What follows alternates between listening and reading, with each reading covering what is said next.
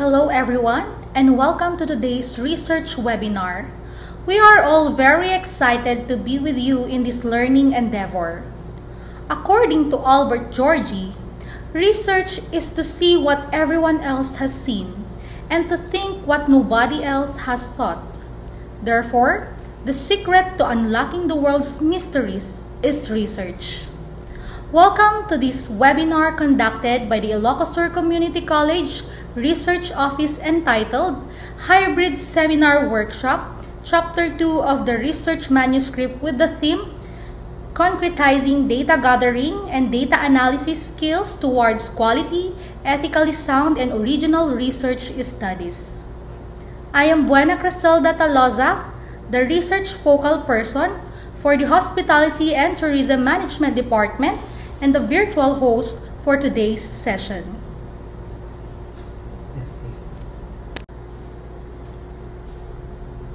To start with, let us all bow our heads in prayer and invoke the aid of the Almighty Creator through an invocation to be led by Ms. Semaila Fernandin, the Research Focal Person for the Senior High School Department, to be followed by the singing of the Philippine National Anthem.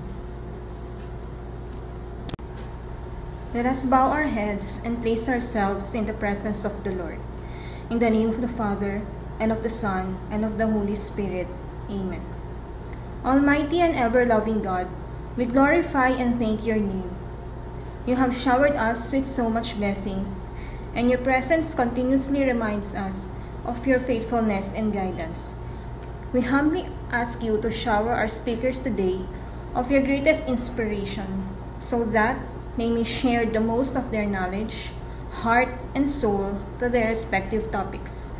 May we also absorb the invaluable knowledge and experiences and put it into practice what we may learn today. We pray that you bless all the committees in charge, that they may be able to fulfill their task responsibly, that the objectives they have set may all be achieved. Your infinite blessing would mean the success of this seminar. May we be the living witnesses of your genuine love through the enactment of the knowledge acquired through this activity. Bless the participants as well, so that they would be able to glean the vital information from this activity. May you bestow your blessings after this seminar, so that we may go out and spread what we learned in the spirit of your love and generosity. We ask this in the name of Jesus Christ, our Lord and Savior. Amen.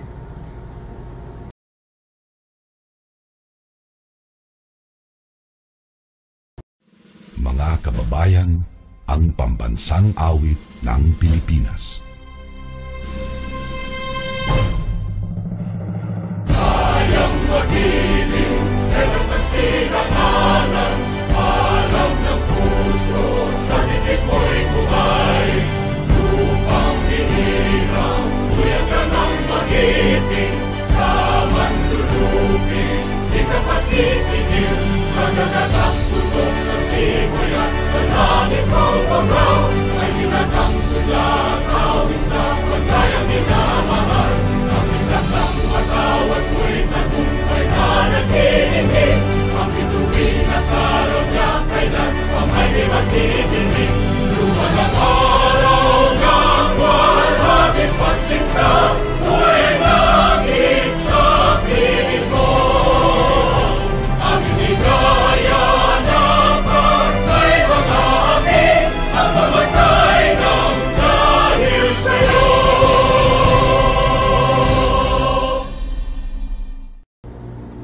At this point, the webinar guidelines for audience and/or participants will be presented by Ms. Lovely Ann Cardona, Research Focal Person of Agribusiness Department. Let's give her a virtual round of applause. Good day, student researchers of Ilocos Community College. I am tasked to orient you with the seminar guidelines in this research webinar.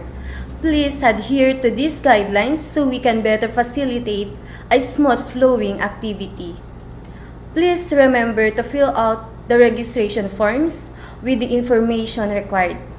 The data collected will be used as a basis for your certificates. So please make sure that you have already registered for today's webinar.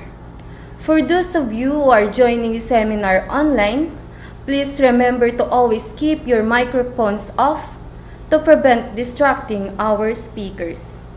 If you have questions and comments regarding the topics discussed, please write them on the chat box or in call messages.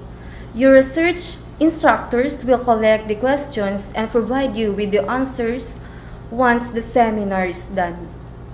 Also, please answer the evaluation form immediately after the webinar. Your feedbacks will be used to improve the way we deliver our next capacity building seminars. The completion of the evaluation form will be used as a basis for the release of your certificates. So please find time to complete it as soon as possible. Links to the registration and evaluation forms will be forwarded to you by our department focal persons. Also, as part of the workshop of this webinar, we will be requiring you to work with your research advisor to check and edit the manuscript. Thank you and enjoy all the topics we have prepared for all of you. May we also listen to an opening remarks from our research coordinator, no other than Dr. Jeffley Reboron. To the faculty and staff of Ilocos Sur Community College, headed by Dr. Arnel Castro, Doctolero, to our resource speakers and the organizers of this webinar, and to our audience and the future of the scientific research community, magandang araw po sa inyong lahat. Like most of you, I also had a love-hate relationship with the research when I was still a student, because for me, it was merely a paper requirement or a school project that I needed to complete so that I can graduate on time. But I hope that you realize how important research is in our society. Research gives us an opportunity to pursue an in-depth study about any topic which interests or concerns us. By conducting a thorough research of a phenomenon, we are able to not only come up with the best solution to some of the world problems, but also to enhance our professional knowledge.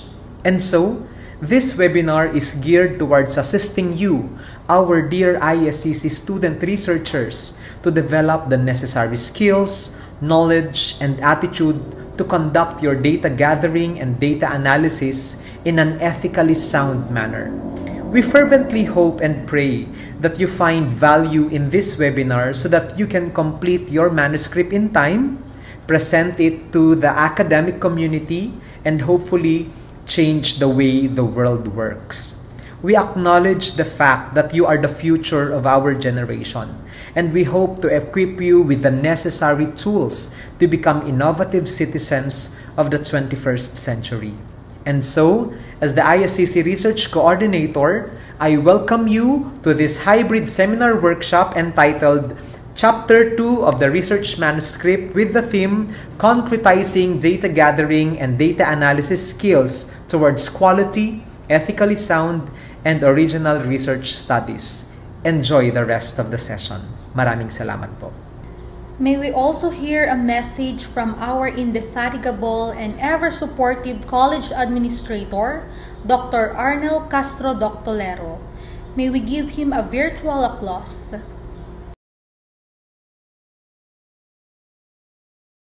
Good morning to everyone, and I would like to extend my greetings to the participants, to the resource speakers, and to all who are here with this online training, particularly on the field of research.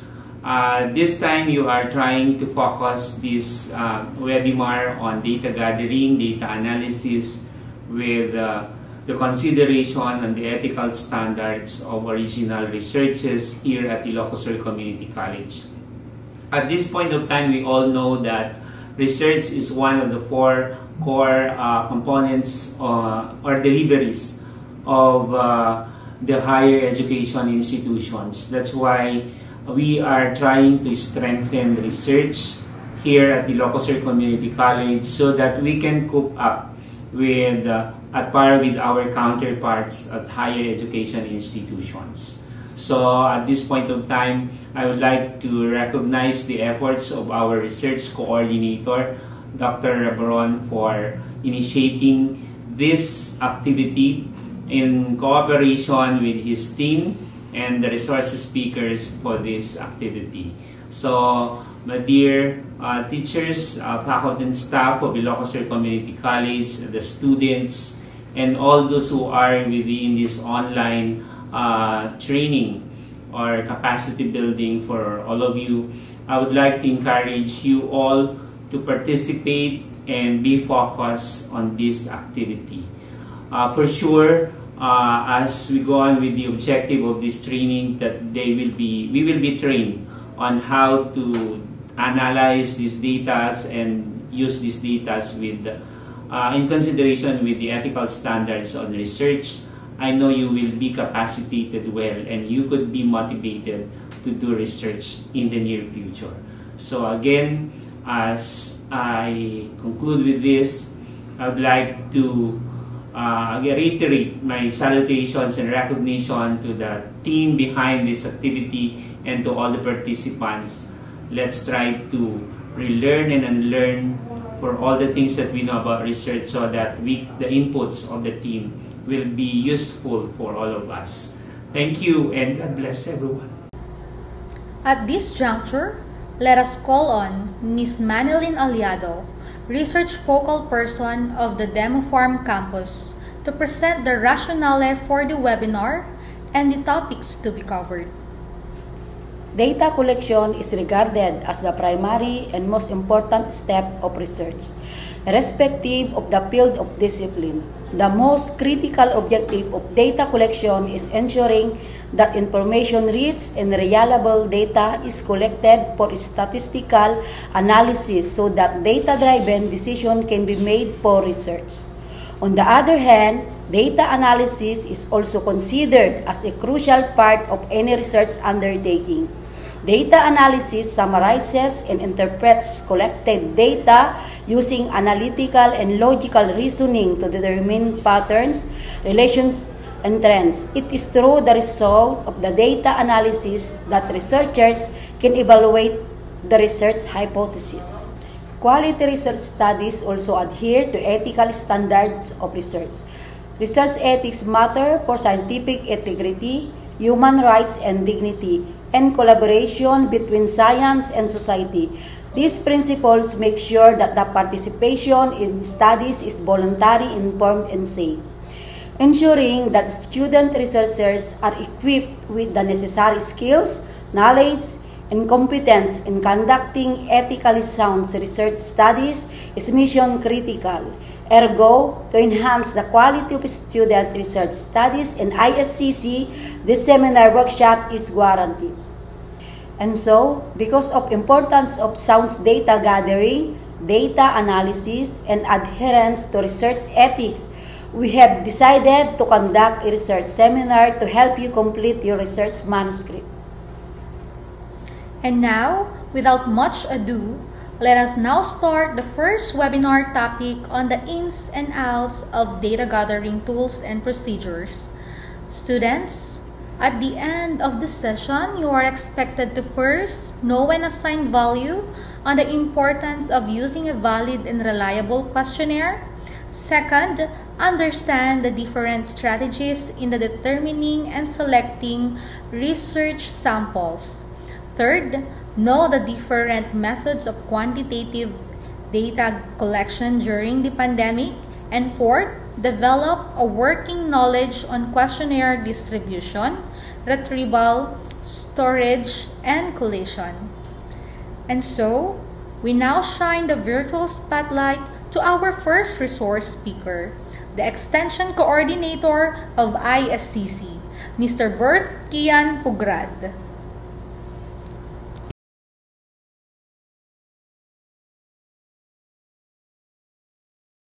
Good day to all. I am Bertie Pugrad, and today I am tasked to present to you this lecture entitled Writing Research Methodology, Practical Tips for Undergraduate Students. For my disclaimer, I take full responsibility in the contents of this presentation, and majority of the contents were lifted from my previous lectures in research, and majority of the resources were also related to health science and social science research. Anyone is free to utilize the contents of the presentation, and kindly please give due credit to the creator. For today's session, we have four objectives. First is to discuss the research methodology. Second is to discuss and enumerate the components of research methodology section. Discuss both the theoretical and practical application in writing the methodology section of your paper. And it is expected that you will be able to develop, modify, or improve the methodology section of your research paper. And of course, to keep the ball rolling, let us contextualize first our usual practice in writing the methodology section of our paper. So what do we usually do? Do we locate completed thesis and then copy the method section? Or we let our advisors do the work? Or you let your classmates do the work? So what should we know in writing the methodology section in your research paper? First, you need to go back where you started. What is your research topic? Or what's your topic of interest? What are your research goals, your aims, and your objectives? What have you found in the literatures? What is known or what's already known and what is not yet known? So these three steps will guide you in coming up your statement of your problem or your research problem. And of course, your research problem will be answered by your proposed methodology. So, what is research methodology? Is it research methodology or research methods? In writing your manuscript, we use the term or we label it research methodology because your research methodology is a set of procedures, is a set of general procedures, specific procedures or techniques used to identify, select, process, and analyze information about a topic. In a research paper, the methodology section allows the reader to critically evaluate the study's overall validity and reliability. The methodology section answers two main questions. First, how the data will be collected or generated, and second, how it will be analyzed. Here in Ilocos Community College, we follow the different parts of your research methodology section. First is the research design, followed by local population and sample for quantitative research and setting and participants for qualitative studies, data gathering tools, the data gathering procedures, treatment of data or data management and analysis for qualitative, and of course, theoretical underpinnings for qualitative research.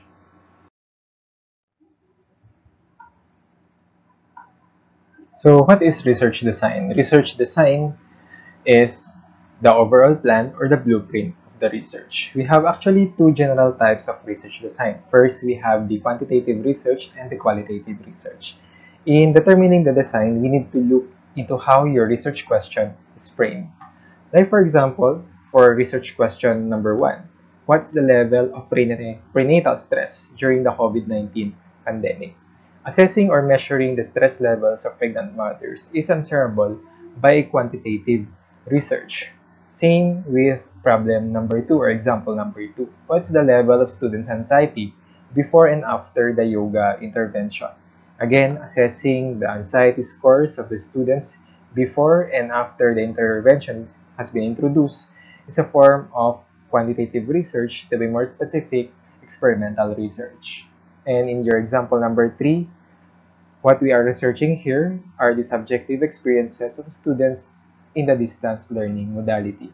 Subjective experiences of certain phenomenon, like for example, distance learning modality, can be answered by a qualitative research design. In social science research and health science research, we have these three types of quantitative research design. We have experimental, quasi-experimental, and non-experimental. In experimental research or true experimental research, all three elements are present. We have the element of manipulation, control, and randomization. While in quasi-experimental research design, only two are present. We have manipulation, we have control, but there is no randomization. The usual quantitative research method that we are doing, or we are conducting rather, is a non-experimental research. So under non-experimental research, we have here the descriptive research studies and the correlational research studies. Descriptive research design have several subtypes. We have the typical descriptive, which aims to explore a single phenomena, like for example a survey. We also have comparative, wherein two or more groups are compared and explored for differences. We also have cross-sectional descriptive. In cross-sectional descriptive, your aim here is to determine the occurrence of a event or occurrence of an event on a short duration of time. We also have longitudinal studies. Examples of longitudinal studies are retrospective and your prospective. In retrospective, you are determining here the occurrences of the previous events or the past events, while in prospective, what you are aiming here is to come up with a prediction what might happen in the near future. A good retrospective study was the study conducted by Simpson in 1957, pioneering this study the effects of newborn infant of smoking during pregnancy. She examined 7,499 patients in 3 hospitals in California and found from the record that prematurity rates increased with the number of cigarettes per day. So the principal conclusion of the report was maternal smoking during pregnancy has significant adverse effect on the well-being of the fetus and of course the health of the newborn baby. One of the famous longitudinal prospective studies, the Framingham Heart Study, conducted in the year 1948 in the city of Framingham, Massachusetts. This study lasted for almost 2 decades. So this was chosen as one of the ambitious projects in health research. So during that time, there was little knowledge about cardiovascular disease, and the primary objective of the study was to identify the risk factors or factors contributing to the development of CVD or cardiovascular disease. Results in this study identified the major risk factors of CVD, which are high blood pressure, high cholesterol, smoking, obesity, diabetes, and physical inactivity.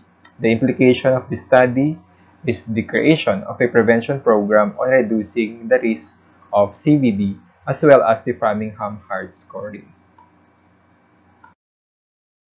Another example of quantitative research design is your correlational study. Correlational studies examines the relationship among variables but does not involve manipulation or control of the independent variable. So correlational studies can also be retrospective or a prospective research. Now that we are done on the theoretical side of research design, how do we put it in writing? So this is an example of presenting your research design. First, you need to mention the design, followed by a description of your research design and how it will be applied in your study. So like for example, for the mentioning, you could state that this study will utilize quasi-experimental research, specifically the type of an experimental research, followed by a short description. So you need also to mention the author, where you lifted or where you found the description or the discussion of this type of research design. And the last, you need to discuss how this method or this research design will be applied in your study. So like for example, the independent variable is the application of laughter yoga among institutionalized older persons was observed for its effect on the dependent variables or the level of performance on activities of daily living and self-care. So if you want also to come up with a short illustration about the research design, then you may do so. The second part of your methodology section is the population and sample, or the local population and sample. So in local population and sample, we need to be familiar with these 4 concepts. We have the concept of universe, population, sample, and element. So what is universe? Universe is the totality of the elements or subjects which the findings of the study may apply.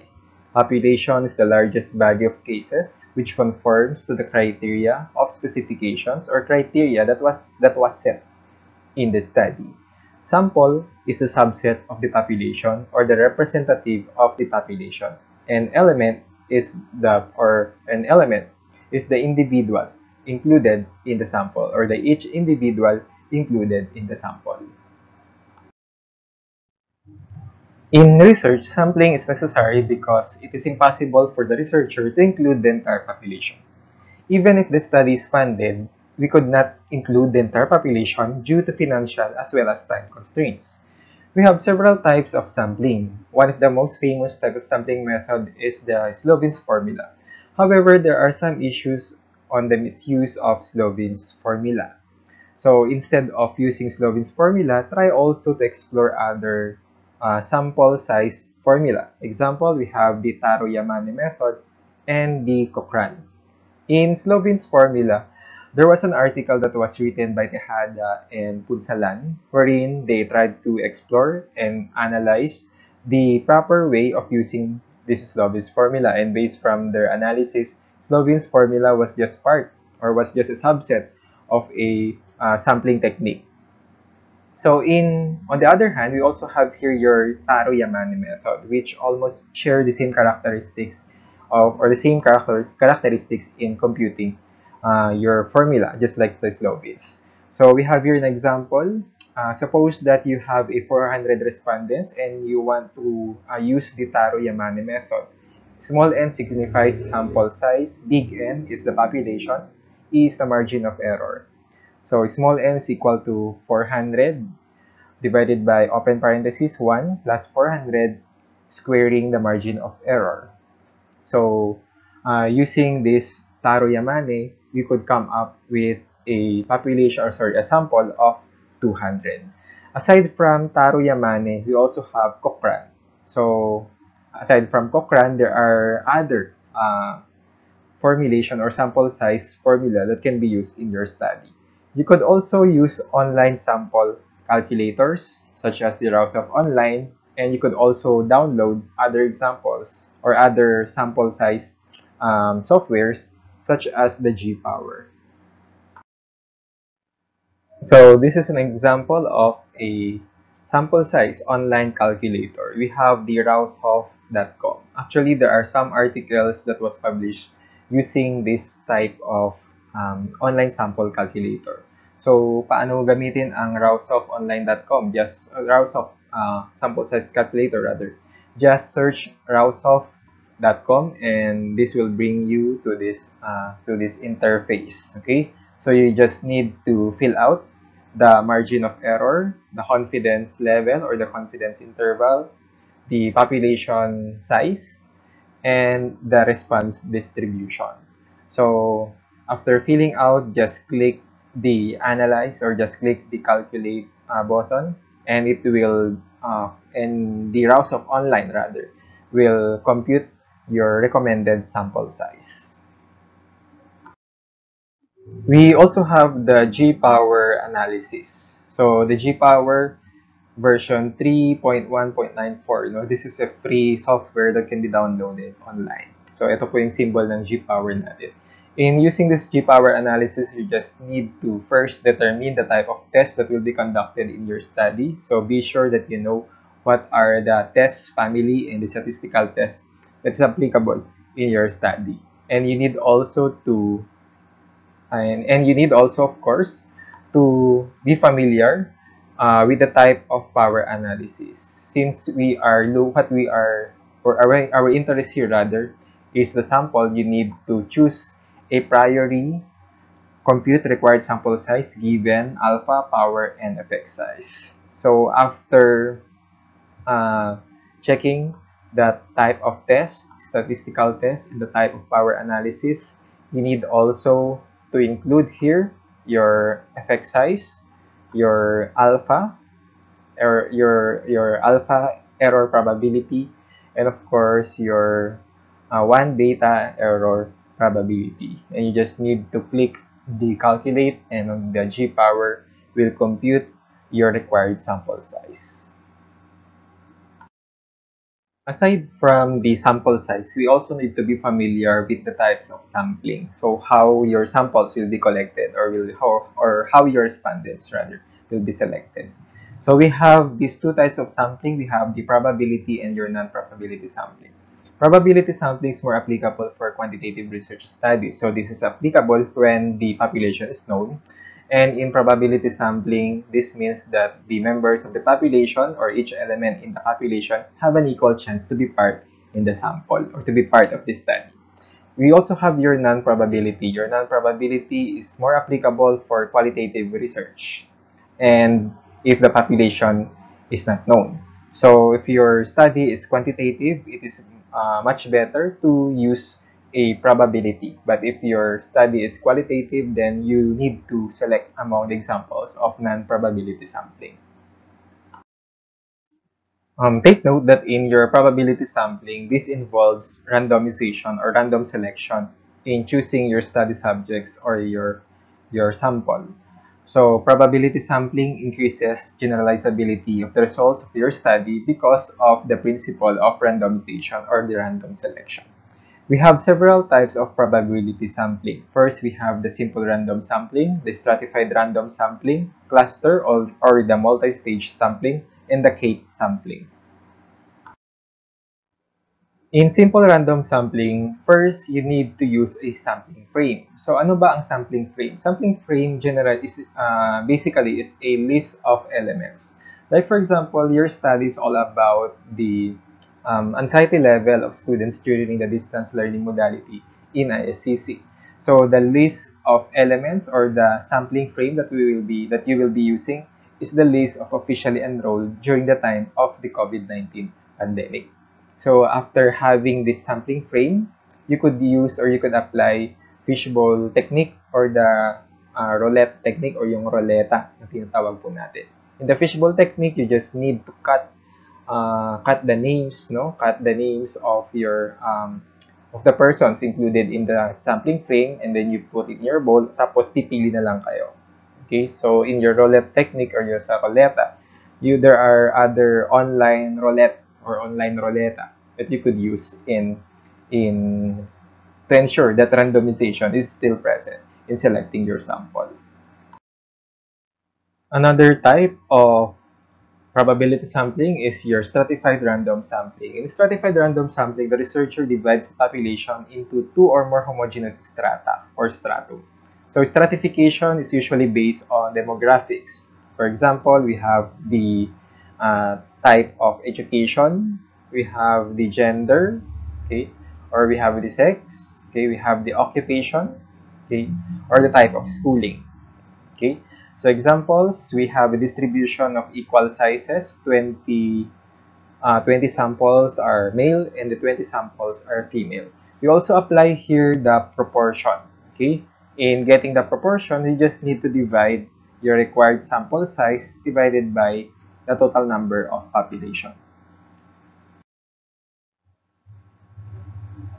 So like for example, a researcher would like to determine the hemoglobin levels of pregnant women in an urban and rural area in a B city. So the population rather is classified. Stratification is applied based on the type of their community, whether it's an urban or rural. So there are 100 pregnant mothers. So 30 are from the urban area and 70 are from the rural area. So the required sample size is 80. So paano yung gagawin natin dito? First, you need to get the proportion. Small n divided by capital N. Wherein small n is the sample and capital letter N is the population. So 80 divided by 100 is equal to 0.8. Okay? So after getting your proportion, okay, pwede na po nating i-compute yung distribution rather ng mga samples.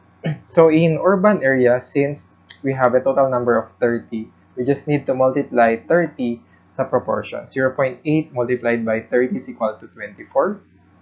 And in rural area, population natin ay 70. So the proportion, 0.8 multiplied by 70 is equal to 56. You just need to get the sum. 24 plus 56 is equal to 80 to ensure na tama yung computation natin. The next type of probability sampling is your cluster sampling or your multi-stage sampling. So cluster or multi-stage is applicable for widespread geographical study. So like for example, your study is all about students enrolled in research in Philippine higher education institution. So of course, sobrang daming students yan. Okay? In cluster sampling, you need to apply the concept of stratification. So you classified your potential samples into two. Okay? You have your public education and your private educational system. Okay? In cluster sampling, we also apply the concept of randomization. So suppose that you've randomly selected private higher or public higher education. Okay, ito po yung napili po natin. In public higher education, dalawa ulit to. We have your state university and colleges, SUCs, na tinatawag po natin. And we also have your local colleges or local universities and colleges or your LUCs. So suppose that you have randomly selected or randomly picked yung mga LUCs po natin. Okay? In the Philippines, LUCs is distributed in each mega regions. Okay? We have the mega regions Luzon, Visayas, and Mindanao. So suppose that you randomly pick again, okay? Ang mega region, ang Luzon. Okay? Kaya yung pupuntahan na po natin are the local universities and colleges in Luzon. So that's how cluster sampling or your multi-stage sampling could be conducted. Another example of probability sampling is your systematic sampling. In systematic sampling, we need to find here the n element or the kth element. And the formula in computing for your kth or your n element is kth is equal to n or capital letter N divided by small letter n. Wherein capital letter N is the population, small letter n is the sample. Suppose that you have a population of 500 and a sample is 125. So 500 divided by 125, this will give you your kth element or your interval of 4. So just imagine na ang gagamitin po natin ang systematic sampling in a household survey in certain barangay here in our province. So nasa barangay ABC ka. So ito yung map or ito yung map ng ating barangay ABC. So, bibilang lang po tayo ng 4 na bahay. So, 1, 2, 3, 4. So, this household will be included in your survey. 1, 2, 3, 4. So, this household will be included in your survey. 1, 2, 3, 4. Included ulit to. 1, 2, 3, 4. This household. 1, 2, 3, 4. This household. 1, 2, 3, 4. Ito. 1, 2, 3, 4, this one, so on and so forth, until you were able to complete the 125 households to be included in your survey. Ideally, the first household that you were able to visit or the first household that you included as household number 1 should also be included in your survey. So that's how systematic sampling is applied. We have now your non-probability sampling. So in your non-probability sampling, again, there's no equal chance or elements don't have the equal chance to be included in your sample. Because in your non-probability, you have this criteria that you are looking. Okay? So your non-probability sampling is also less generalizable. That's why this is more applicable for conducting qualitative research studies. So the types of your non-probability sampling, we have your accidental, haphazard, or your convenient sampling. You also have your purposive or your judgmental, your quota sampling, your snowballing, referral, chain sampling, or your network sampling. Okay, so in your accident sampling, haphazard or convenient, tinawag po siya convenient because it is on the convenient of the researcher. So like for example, nagpunta ka and you conducted a survey or naghanap ka ng potential respondents in your study. As long as that element or as long as that potential respondent fits in your inclusion and your exclusion criteria, kung sino na po yung available at that moment, sila na po yung kukunin mo. As long as they fits the inclusion and exclusion criteria, yan po yung tinatawag po natin na accidental, haphazard, or your convenient. Your purposive or your judgmental is based basically on the judgment of the researcher. So nagpunta ka for example sa isang healthcare institution, sa hospital, no? At yung study mo is all about the lived experiences of the watchers. So nagpunta ka doon sa area ng mga watchers. Okay? So you have this gut or you have this feeling that those people who are present in that watchers area, yun ay mga watcher mismo ng mga pasyente.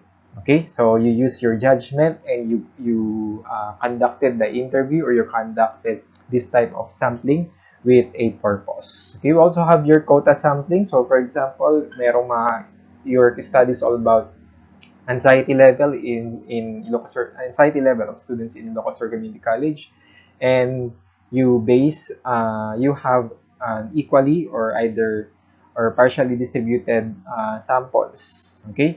So, merong mga quota per academic department or per department. Like for example, 30% in health science, 10% in senior high school, 50% in hospitality and tourism, etc., etc. Okay, so merong quota per area or per strata. And lastly, we have your snowballing referral chain sampling or your networking sampling. So, tinawag po siyang chain sampling or referral sampling or your networking kasi nga, kung sino yung respondent mo or kung sino yung participant mo at that time of your interview, and then you ask your participant or you ask your subject kung meron pa siyang kakilala na pwedeng sumagot sa inyong questionnaire or pwedeng ma-interview, and then he or she referred you to other people whom your participant or whom your respondent know at pinuntahan mo po sila. Yan po yung tinatawag po natin na snowballing or your referral kasi nagre-refer po mismo yung ating mga respondents or yung ating mga participants. So, how to put it in writing? We are done, no? Again, no, sa ating theoretical side. Let's go now to the practical application of your population and sample. In writing your setting and sources or your population and sample, please follow this tip. First, you need to describe the type of sampling that will be used. Like for example, on this write-up, the subjects of this study will be determined through a non-probability sampling, specifically purposive sampling. After describing or after mentioning yung gamitin po natin na sampling technique, you need to define. Okay? So the non-probability sampling mainly implies judgment, uses a non-randomized method, and the purposive sampling is planned choice of participants mainly selected based on the qualities reflected in the eligibility criteria. So that's how to define your sampling technique. Aside from describing and defining your sampling technique, you also need to mention how it will be applied based on your inclusion and your exclusion criteria. Okay. The next part is your data gathering tools. Take note that the student researcher should describe in this section the research instruments. Okay? I-describe po natin ang research instruments that will be used in gathering the data. Your research instrument may include your questionnaire, your checklist or your questionnaire checklist, your structured interview tool for qualitative studies, or your semi-structured interview guide. So student researchers may either develop their own research questions or adopt a standardized instrument. Take note that if your research instrument is adopted or borrowed from previous studies, you must have a permission from the author unless that those instruments are within the public domain. So the researcher needs also to clarify the mode of responses or the scales to be used. Okay, so like for example, kapag questionnaire checklist, ano po yung ibig sabihin natin ng rating na 4, 3, 2, and 1. So citations should appear both in the section and of course in the reference list. So details such as the parts of the questionnaire, number of items, the kinds of question, the scoring system if applicable, or the scales should be also included. A self-made instrument may or the copy or a sample of the same self-made instrument or the tool to be used should also be included in the appendix or the appendices section. So this is an example of a data gathering tools and procedure write-up. So first, you need to describe your research instrument. Ano nga ba ang instrument na gagamitin natin? Is it a questionnaire or a scale? So like for example, for this one, the data will be gathered primarily with the use of questionnaire checklist. So sinabi ng researcher, ng student, kung ano yung gagamitin na. It's a questionnaire checklist. And the questionnaire checklist is composed of two parts. The part 1 is the profile, and part 2 is the perceived related or pregnancy-related anxiety questionnaire and the perceived stress scale. The researcher or the writer also mentioned who are the developers of the tool, and which means that this tool is now a public domain. The researcher also mentioned the characteristic of the tool. Like for example, the pregnancy-related anxiety scale is a 32-item anxiety scale for pregnant women with 8 subscales. So the responses, or the researcher rather, also mentioned kung ano yung ibig sabihin natin ng scale na ginamit, wherein 1 means never and 4 means always. It is also important for you to mention or to report the validity and the reliability scores of the tool. So like for example, in this sample write-up, the researcher mentioned the reliability score of the tool, which means that the tool have a good psychometric qualities. So sinabi po niya dito that the reliability score is 0.92 or 92%, and the subscales ranges from 0.84 or 84% up to 95 or 0.95. So take note that if your tool is a self-made, it must undergo validity and reliability or your pilot testing before the actual conduct of the study. Okay, so this is an example of a data gathering procedure write-up. So take note that you need to follow the protocol of the institution. Prior to the conduct of your actual study, you need to seek permission to the office of the college administrator, to your department head, of course, to the research office, okay? And you need to follow the protocols of the institution where you will be conducting the study, or to the community where you will be conducting the study. So your data gathering tools and procedures data gathering procedure, should I say, should contain all the necessary procedures, all the necessary steps in the actual conduct of the data gathering. In addition to the textual presentation of your data gathering procedure, you could also present a graphical presentation how your study will be conducted. So like for example, in this experimental study that was conducted, you have here 20 student smokers. Okay, your 20 student smokers will be randomly allocated to either counseling group or to the health teaching group. After allocation, pre-testing will be conducted to measure their knowledge, skills, and attitude before the intervention, followed by the intervention phase for counseling, and of course, health teaching intervention for health teaching group, followed by the post-test of both groups. So you could also use, or you could also come up with your graphical presentation of your data gathering. For quantitative research, the last part is your statistical treatment of the data. In determining the appropriate statistical test, first, you need to review back again your research question. I-review natin kung ano ba yung mga research questions as well as your research objective if they are all aligned. After reviewing your research question, identify the variables and then classify the levels of measurement of those variables. Are those variables nominal, ordinal, ratio, or interval? You need also to check the assumptions in determining whether you're going to use your parametric or your non-parametric test. If the samples are normally distributed and the variables are measured into ratio or interval scale, then it is best for you to use your parametric test. Okay, there are several types of parametric tests. Example, we have your Pearson R, your ANOVA, and your t-test. If your assumptions or if the assumptions in using your parametric test were not observed, then we use your non-parametric counterpart of those tests. Take note that you should also mention the accepted level of significance. So the usual accepted level of significance in social science studies as well as in health research studies is 0.05. If you want to come up with a higher level of significance, you could also mention 0.01 in your write-up. So this is an example of a write-up on the statistical treatment of the data.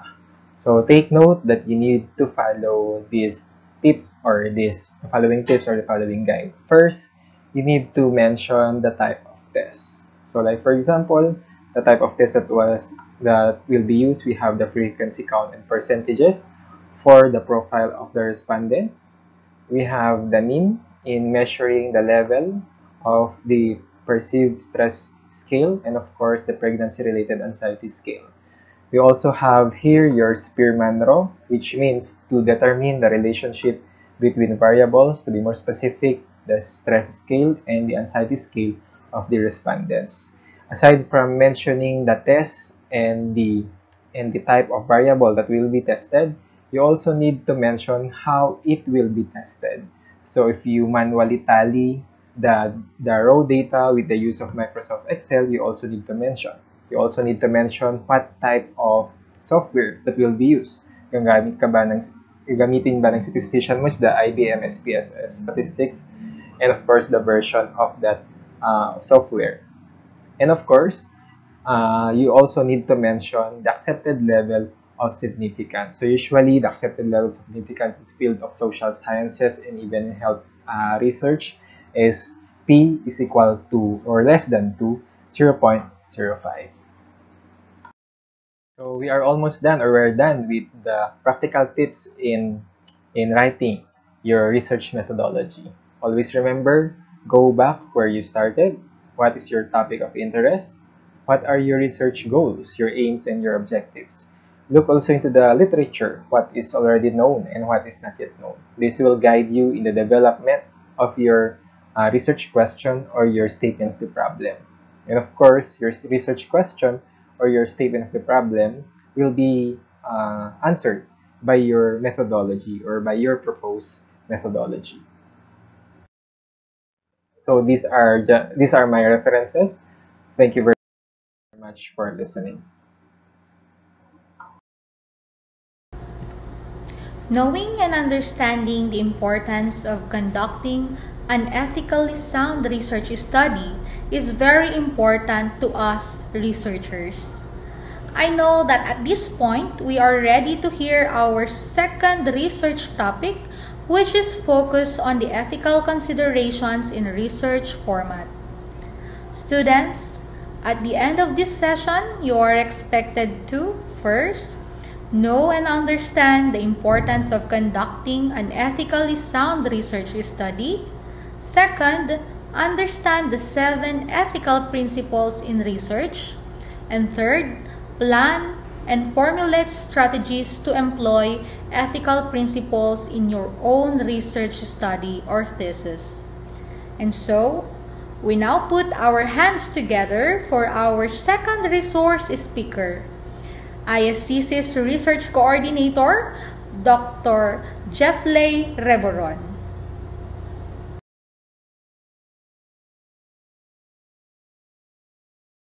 Following ethical principles during the conduct of any research undertaking or research study is important because it ensures the safety of the research participants and also preserves the academic integrity of the researchers themselves.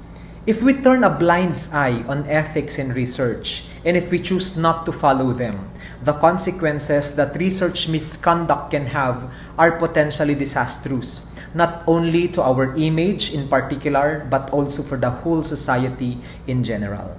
My name is Dr. Jeffley Reboron, and I am tasked to discuss about the ethical considerations in research in this webinar.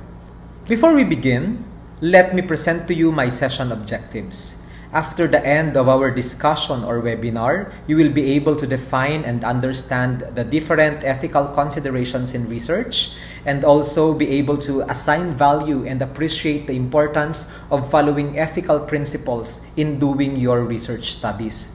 You will also have a better understanding of the history and legal basis of ethical considerations in research and hopefully be able to integrate the ethical considerations in your own research manuscripts. But before we proceed to the main meat of our discussion, let me give you my disclaimer. I am in no way, shape, or form an expert in ethics in research, and the topics that I will be presenting are heavily influenced by my learning and inference from my master's and doctorate preparation and the seminars and trainings that I have attended on the subject. I also claim no ownership of the materials and resources that are used in this research seminar, and I have no conflict of interest in serving as a speaker in today's webinar. We cannot begin to talk about ethics in research without first defining what research is. To put it simply, when we say research, it is the systematic investigation or a study of materials and sources in order for us to establish new facts and reach new conclusions. We also do research as a form of investigation or experimentation that is usually aimed at discovery and interpretation of new knowledge, the revision of accepted theories or laws in the light of a new evidence or fact, or practical application of such new revised theories or laws. Now, why do we have to do research? The main goal of research is to include understanding real-life phenomenon, studying the effects of treatment, investigating behaviors, and basically, and generally speaking, improving the lives in other ways. Now, we also have to talk about what ethics is. Broadly defined, ethics is the morality of a moral act. And by morality, we mean the rightness or the wrongness of a human act. Practically speaking, ethics is mainly concerned with what is good for the people and the society as the whole. When we speak of ethics, it matters because it teaches us and compels us to do good to others and to take responsibility for the actions that we do. We have to remember that ethics is a branch of philosophy that concerns itself with questions like how should people ought to act. Ethics, therefore, provides rules that govern the society as a whole. This explains why in our society, behaving ethically means doing the right thing at the right time. So that is ethics defined. What you decide to research on and how you conduct that research involves key ethical considerations. In research, ethics provides guidelines for the responsible conduct of research studies. It gives us an idea of how a researcher should act while doing a scientific investigation or while conducting a research study. Ethics in research also allows researchers and scholars to further educate themselves and monitor their activity in the conduct of a research study so as to ensure that we achieve high ethical standards in our research outputs. It can be concluded that the main reasons why we want to follow the principles of ethics in research is to protect the rights of the participants, maintain scientific integrity, and enhance research validity. Now, why do we want to protect the rights of the research participants? Our research participants or research subjects should not be placed in harm's way when we are conducting research studies. Research in ethics tells us that we, researchers, have the moral obligation to provide maximum benefit to our participants. And as researchers, we should not only think of our personal interest to why we need to conduct a research study. The people who were part of the research study, like our participants and research subjects, should also benefit from the results of our study. In terms of maintaining scientific integrity, we researchers must always be guided by ethical principles in research to increase and maintain our research integrity and avoid research misconducts. There are experimentations on humans or research studies involving animals and human beings and testing of new medications and other research studies that may be considered harmful to the human race are often looked down upon by the scientific community because of its ethical violations. So you have to make sure that when you are conducting research studies that involve animals and humans, you are following ethics in research so that you can maintain its scientific integrity. Aside from that, we follow ethics in research because we want to enhance research validity.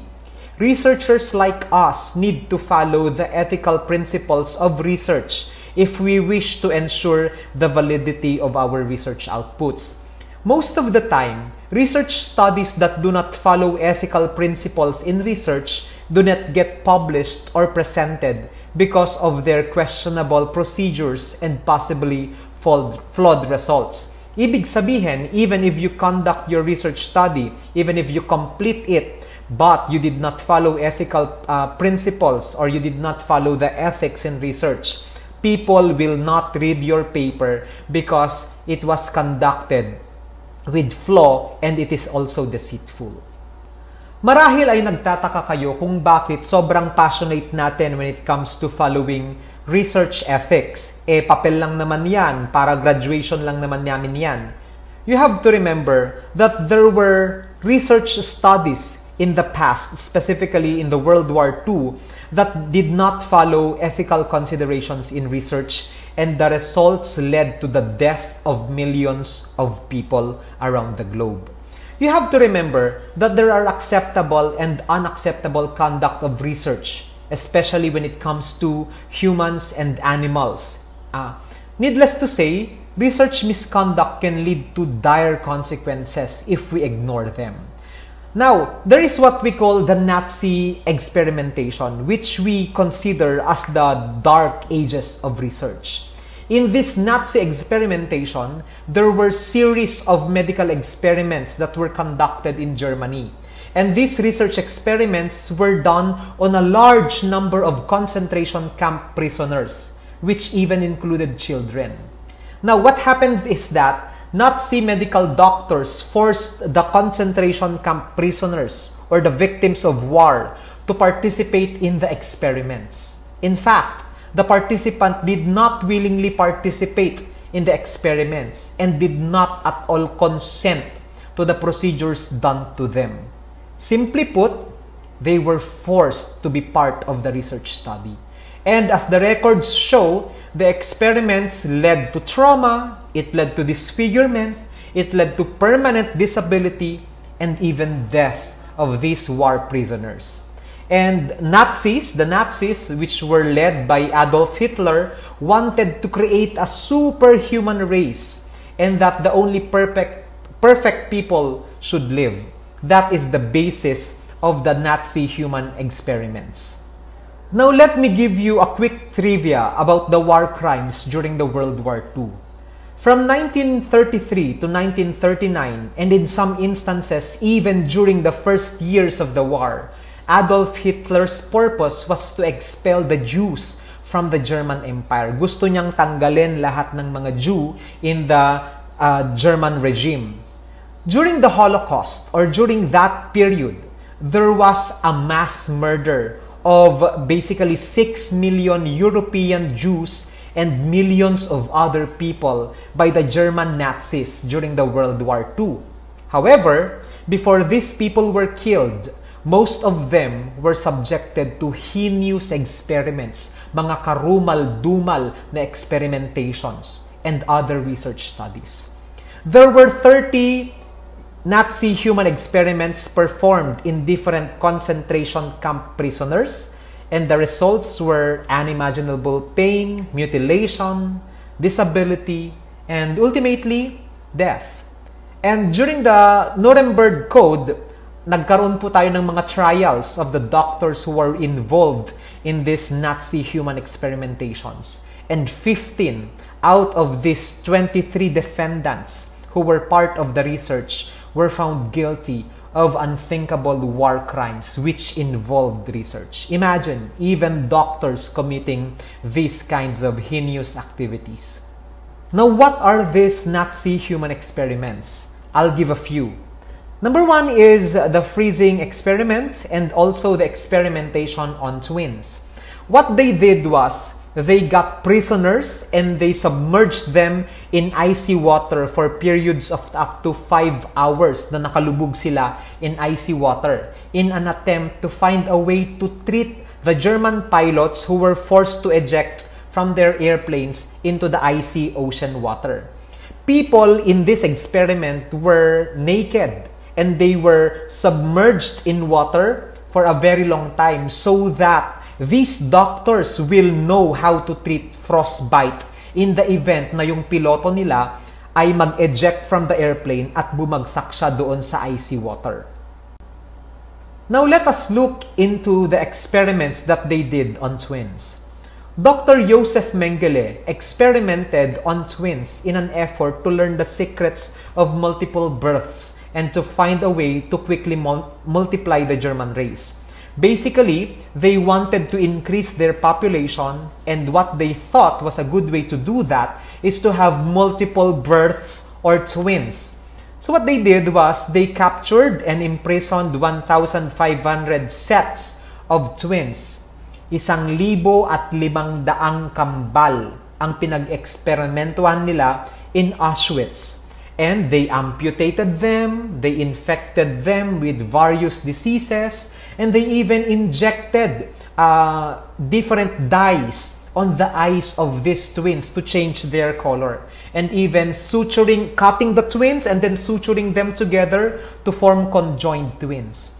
And when these twins were no longer usable for them, they dispatched the subjects with an injection of chloroform straight to their heart. So, ine-execute na nila yung mga twins pag sila ay mahina na and if they do not anymore serve their purpose for experimentation.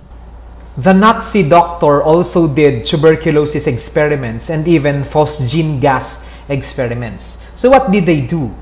Doctors wanted to see if some people had a natural immunity against tuberculosis in order to develop a vaccine.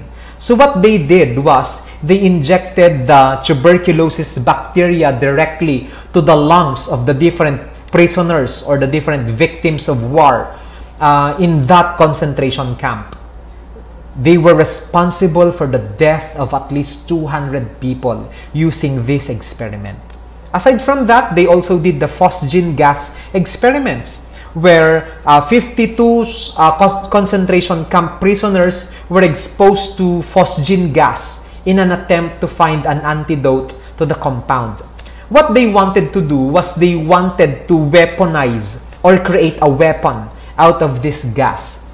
And what happens is that if a person is exposed to the phosgene gas, they will suffer from difficulty of breathing or shortness of breath. They will also have nausea and vomiting, and their skin, which comes in contact to this gas, can also have lesions that are similar to frostbite or burns. Now, following the exposure to high concentrations of phosgene gas, a person may also develop fluids in their lungs. So, yung mismong mga lungs nila ay nagkakaroon na din ng mga tubig, okay, within 2 to 6 hours, and eventually, it led to the death of these prisoners. The Nazi doctor also experimented in transplants. What they did was they wanted to know if a person's joints or limbs can be removed and transplanted into someone else. These cruel experiments led to the dismemberment of prisoners having limbs that were needlessly amputated. Pinagtatanggal nila yung mga paa, kamay ng mga ibang tao, and they wanted to attach it to other people's arms and legs. Were they successful? No. Every attempt to transplant a limb or a joint was a failure, and many were killed, mutilated, and exposed to excruciating pain because of this research. Sections of muscles, bones, and nerves were also removed in a fruitless attempt to regenerate those body parts. Gusto nilang malaman kung kaya ng isang tao na mag-regenerate ng kanyang mata, for example. So what they did was they removed the eyes of these people in an attempt to know if that person has the ability to regrow his own body parts. Nazi doctors also wanted to know if seawater was drinkable. So what they did was they tried to make seawater drinkable for their soldiers who would spend more time on the sea and had no source of potable water. Walang mga mainom kasi yung mga soldiers nila, so they wanted to know if people can survive by merely drinking seawater. So what did the Nazi doctors do? They forced about 90 gypsies or 90 prisoners, and they deprived them of food, and they gave nothing to these prisoners but seawater to drink. Yun lang yung kanilang intake for the rest of the experiment period. They were also very dehydrated, and others observed these people were already licking freshly mopped floors. Imagine, nagdidildil na sila ng mga floors na bagong mop lang in an attempt to drink water. Some of the victims of the experiments had also trouble eating and would desperately seek out any source of water, including old rags. Sinisip-sip nila yung mga basahan para lang makainom ng tubig. So that is an effect of the seawater experiments. Karumal-dumal. On top of that, these Nazi doctors also did poison experiments to the prisoners. The Nazis used poison to torture and kill their inmates, and prisoners were injected with experimental poisons as scientists worked to develop new methods of execution. The poisons were secretly administered to experimental subjects using their food. So, habang kumakain yung mga prisoners na to, nalalagyan na pala ng poison yung kanilang mga pagkain. The victims died as a result of the poison, and they were killed immediately in order to permit autopsies. They also experimented on different subjects who were shot to death using poisoned bullets. They suffered from torture, and most of them died because of these poison experiments. Some male Jewish prisoners also had poisonous substances that are scrubbed or injected into their skin, causing boils filled with black fluid to form. Para silang may tumubong pigsa o na may imbes na nana, meron siyang black fluid inside. Aside from that, they also experimented in artificial insemination. And what they did was these doctors wanted to create monsters of war that they can weaponize. So what did they do? They captured women who are already in their reproductive ages, and they artificially inseminated about 300 women in Auschwitz. And what did they do? They inserted semen from animals like dogs, cows, and tigers in an attempt to create monsters out of them as weapons. As student researchers, we know that it is highly unlikely for you to be conducting these kinds of heinous experimentations on animals and humans. However, these war crimes that I just discussed should be a reminder that we need to follow ethics in research. It is our responsibility as researchers and men and women of science to conduct research and other forms of scientific investigation in a manner that respects the lives of the people. You have to always put in your mind that there is no amount of knowledge that is worth more than a life of a person. The goal of research should be to improve the lives of the people, not become the cause of their suffering. Because of these war crimes and misconducts in research during the World War II, we now have a legal basis as to conducting research studies that uphold ethical standards. And one of these legal bases is the Nuremberg Code. The Nuremberg Code is a set of ethical principles for human experimentation created by the court in the United States of America. The Nuremberg trials establish that all of humanity would be guarded by an international shield, that even a head of a state or a president can be held criminally responsible and punished for aggression and crimes against humanity. Now, what are stipulated in the Nuremberg Code? One is informed consent should always be and absolutely essential. and that qualified researchers should use appropriate research designs, and there should be favorable risk and benefit ratio when conducting research, and participants must be free to stop at any time during the research study. Another legal basis for the ethical considerations in research is the Helsinki Declaration. The World Medical Association has developed the Declaration of Helsinki as a statement of ethical principles to provide guidance to physicians and other participants in medical research involving human subjects.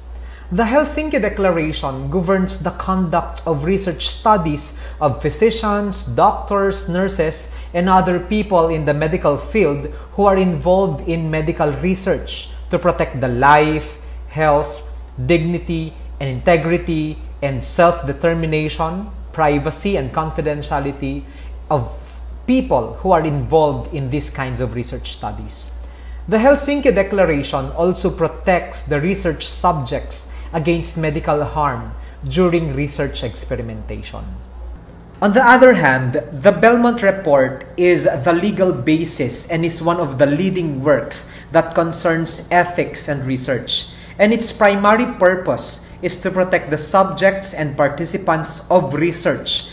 And this is actually the basis why we have the 3 principles of research, which include beneficence, justice, and respect for persons. There are a number of ethical principles that should be taken into account when you are performing your undergraduate thesis or research studies. At the core, these ethical principles are doing good or beneficence, doing no harm or non-malfeasance, autonomy, and justice. Now let's zero in on doing good, also known as beneficence. You have to remember that research should be conducted on something that will be helpful to the majority of people. For example, researching on common diseases like diabetes or certain types of cancer is beneficial to a greater population. So that's beneficence. However, when we speak of doing no harm or non-malfeasance, it is the principle that dictates that harm should not come into individuals as a result of their participation in your research project. We should avoid exposure of these patients or participants to risk or harm. And if these harms or risks cannot be avoided, we at least try to minimize it when we are conducting research. Let us also zero in on what autonomy means when it comes to research. The term autonomous means that a person can make his or her own decisions about what to do and what to agree to. Researchers must respect that individuals should make their own informed decision about whether to participate in your research study or not. That means that they have the freedom to choose if they want to be part of your investigation or experimentation, or they don't want to be a part of it.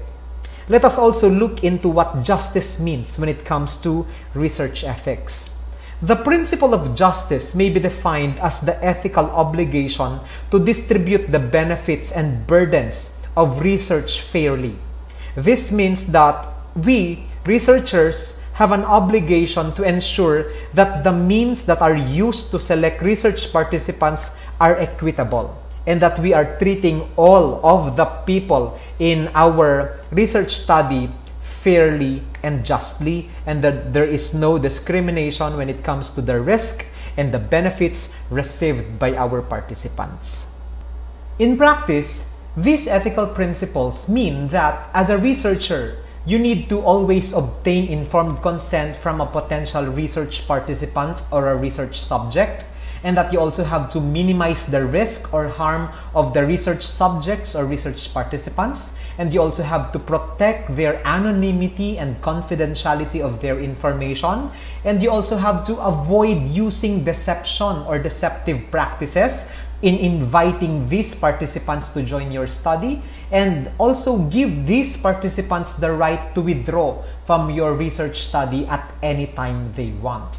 Now, voluntary participation, which is the focus of this slide, means that all research subjects are free to choose whether or not to participate with your research study without any pressure or coercion. Ibig sabihin, hindi dapat tayo namimilit ng mga tao if they want to join our survey or our research study or our interview or not. That means voluntary participation. Which also means that all participants should also be given the freedom to withdraw, leave the study at any point without feeling any obligation to continue. The participants don't need to provide any reason for leaving the study. If they don't feel like joining your research anymore, then they are free to go. That is the meaning of voluntary participation and freedom to withdraw when you are conducting your research study. And I also hope that you implement this in your own data gathering in the future. Now, how do you apply the ethical principles of research, which are voluntary participation and freedom to withdraw, in your own research study? When recruiting participants for an experiment or for a research survey or an interview for your thesis, you need to inform all of your potential participants at the start of your research study that they are free to choose whether or not they want to participate in your research, and that you have to tell them that they have the freedom to withdraw from your study anytime they want without giving you any reason, and that even if they withdraw, you will not give them any negative repercussion or punishment. Also, you have to remember that they should not be coerced when it comes to joining your study. May mga iba kasi na namimilit sila, like for example, isusumbong kita sa nanay mo or sa teacher mo kung hindi ka sasali sa aking research study. Yun yung kanilang ginagawa. And that is not voluntary participation. You have to remember to give due autonomy to these people if they want to decide to take part in your research study, or kung ayaw nila, respect that decision. Now, a good example of this is when a research participant who agreed to be part of your interview decides to leave your study. Siyempre, you have already done the analysis, nag-transcribe ka na, nagawa mo na yung report, but then again, the participant decides, "Sir, I don't want to be part of your study anymore." What do you do? Ang gagawin mo is that you have to delete the data that you gathered from this person because they don't want to be involved in your study anymore. So, sir, ibig bang sabihin, mag-gather kami ulit? Yes, in lieu of that dropout that you have. Now, even if you are almost done with your research study, if a participant decides, "Ayoko, I don't want to be part of your research study," you have to respect that. That is a natural occurrence when doing your research. Bakit natin kailangan gawin to?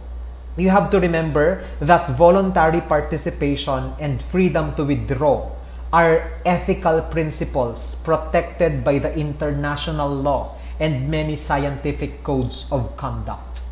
You need to take special care to ensure that there is no pressure on your participants when you are working with vulnerable groups who may find it hard to stop the study even if they want to. So, dapat you have to adhere to the ethical principles of research that include voluntary participation and freedom to withdraw. Observing informed consent is necessary before any data gathering. When we speak of informed consent, it refers to a situation in which all potential participants receive and understand all the information they need to decide whether they want to participate in your research study or not. Informed consent should be made in full disclosure. Wala ka dapat tinatago, wala ka dapat na hindi binabanggit sa kanila that are related in their research. And all of the information needed by the research subject to give his or her consent should be discussed before the research subject will decide if they will participate or not. Ibig sabihin, you have to lay your cards down. What are you planning to do with them in your research study? Now, this includes information about the study's benefits, the risk involved in participation in the research study, funding and also institutional approval. If it is approved by your teachers or your research ethics review committee or your research technical review committee, approved ba ito? So you have to disclose this information to your research participants. I'll give you an example. Minsan kasi we forget to do or get the informed consent of our participants, especially when we are rushing to complete our data gathering. So minsan nakakaligtaan natin to explain the ins and outs of our research study. Now, example is that when you are recruiting participants, kunwari in a terminal or a train station, or you are doing a quick survey in the marketplace, you have to remember that you should make sure to provide all of your potential participants with the relevant information that they need. For example, what the study is about, the risk and benefits for taking part of your research study, how long the study will take, and who to contact in case they have questions. Or you also have to let them know how the data will be kept, how you will also treat the data, or that they also have the freedom to withdraw. So kahit na you don't discuss them in full detail, at least you give them an overview of what you are trying to achieve in your research study, so that after the discussion of the different nitty-gritty of your research, you ask them, are you willing to participate in our research study? So that is only when the participant is going to the site, if he or she already have heard your explanation about your research study. Now, how do you implement informed consent in your own research studies? Usually, when you are securing an informed consent, you'll have to provide the participants with a text or a document for them to read and ask them if they have any questions regarding what they have just read. For quantitative studies involving questionnaires and survey forms, these informed consent forms are attached in front of the survey itself. However, for qualitative studies involving interviews and focus group discussions, these are also presented to the participants or research subjects prior or before the conduct of the interview. Now, if your participants or your research subjects already agreed that they will participate, they can sign or put their initial on the consent form. Note that this may not be sufficient for informed consent when you are working with vulnerable groups of people. Now, in securing the informed consent, it is not enough that the participants or research subjects simply signed the consent form. You have to take it as your responsibility to let these participants or your research subjects understand the provisions of the informed consent, especially if you are dealing with vulnerable populations, like for example, the children below 18 years old, the adult patients who are more than 60 years old, women, those are also vulnerable populations. You have to make sure that they understand the provisions of your informed consent. Now, if you are collecting data from people with low literacy rate, make sure to verbally explain the consent form to them before they agree to participate. Ibig sabihin, kung alam mo na hindi kayang magbasa at magsulat ng inyong mga research participants, dapat ay ibinabasa nyo sa kanila yung mga contents ng inyong consent form so that they will understand the provisions of the consent form. Aside from that, for participants with very limited English proficiency, you should always remember to translate the study materials or work with an interpreter so that they also have all the information in their first language. So, if you can translate the contents of the informed consent, but if that is too much of a task for you, you can ask an interpreter to help you with the interpretation. Ang importante lang po doon is that we ensure that the participants or the research subjects know what are the contents in your consent form. Para alam nila kung ano yung mga pinapayagan nilang mangyari or pinapayagan nilang gawin nyo sa kanila or yung ano yung hindi nyo pinapayagan. Alright? Now, in terms of researching with children, if you have participants who are less than 8 years old, these are not yet consenting adults. Okay? Hindi pa sila pwedeng magbigay ng kanilang sariling consent because they are not yet legally allowed by law. What do? We will often need informed permission for their participation from the parent or the guardian.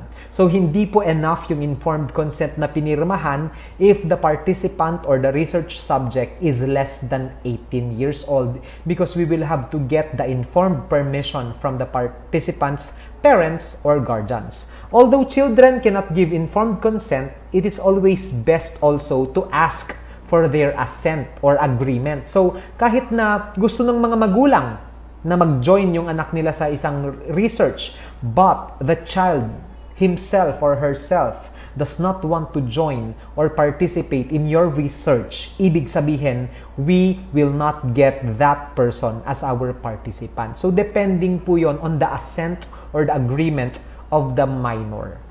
Now, let us also focus on another ethical considerations in research, which are anonymity and confidentiality.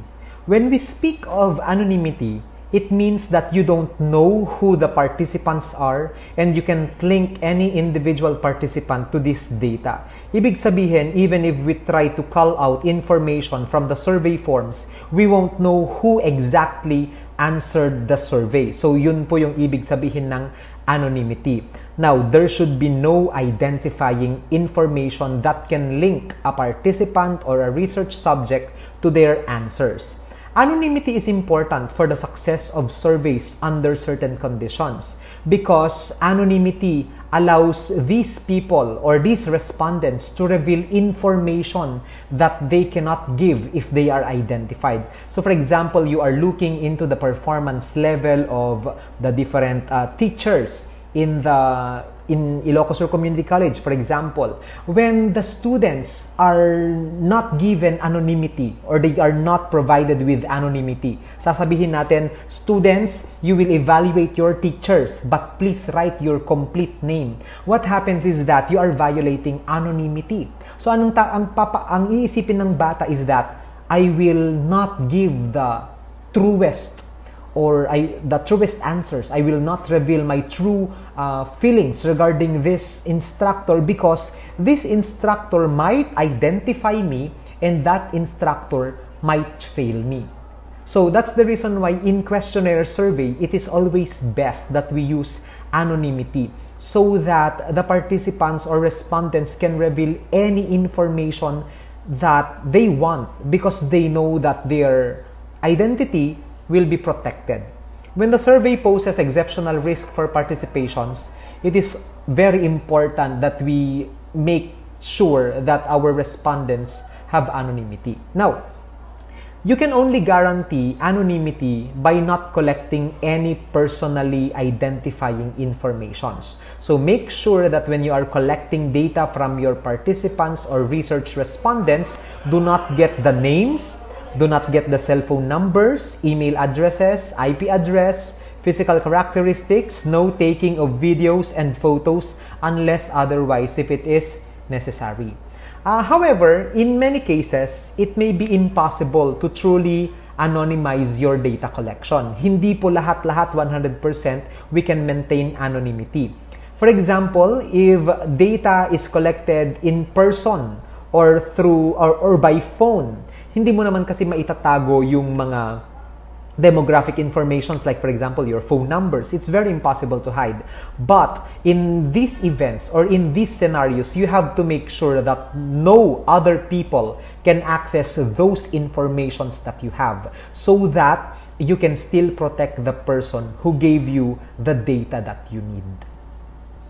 Still in the context of anonymity and confidentiality, we have to remember to use data pseudonymization. Okay? So we give pseudonyms as an alternative method where we replace the identifying information about a participant or respondent using fake names, fake identifiers, or assigning numbers. The data can still be linked to the participant, but it will be harder for other people to do that because you have already separated their personal information from the study data and you have already assigned a fake name for that. So even if other people have access to your documents, to the data you gathered, if you assigned pseudonyms, for example, participant 1B, or for example, girl in pink, yun yung mga ginagamit natin na pseudonyms, for example, for your data participants, then even if other people have access to those documents, they will not easily be able to identify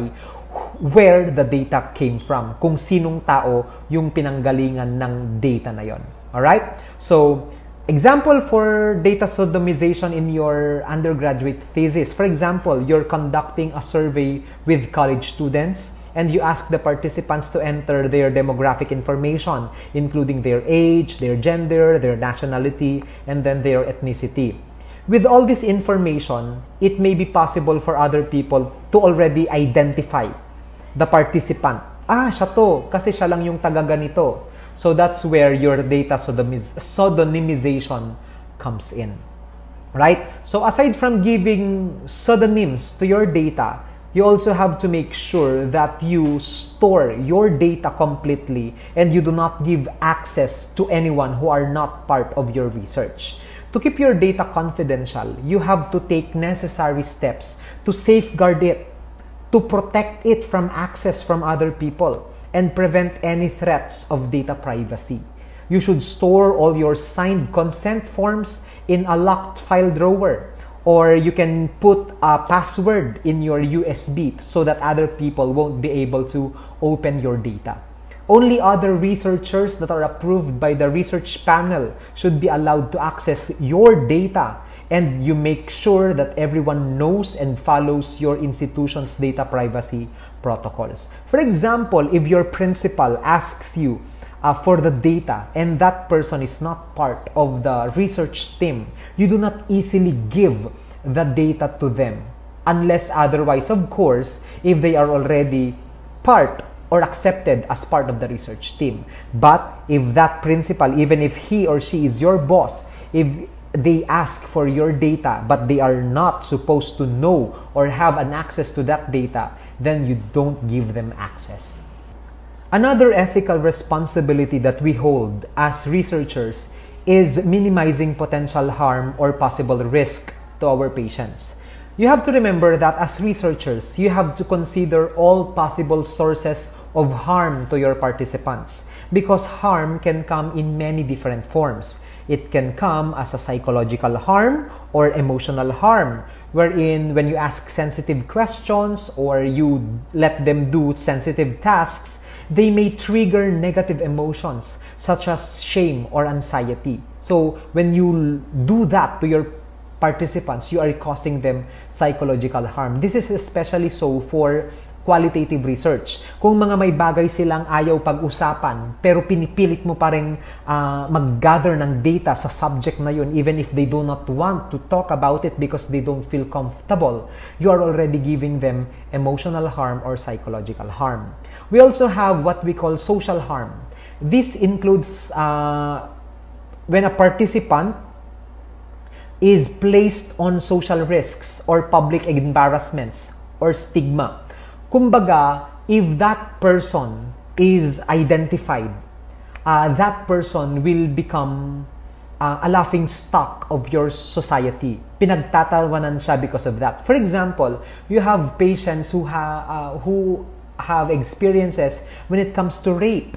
Yeah, all right? So that person is keeping that as a secret. And she told you that she is willing to participate in your qualitative study along rape, and then you did not protect that person. You did not even protect that person's identity. What happened? The community discovered that she was raped when she was still young. So what will happen? People will have social stigma.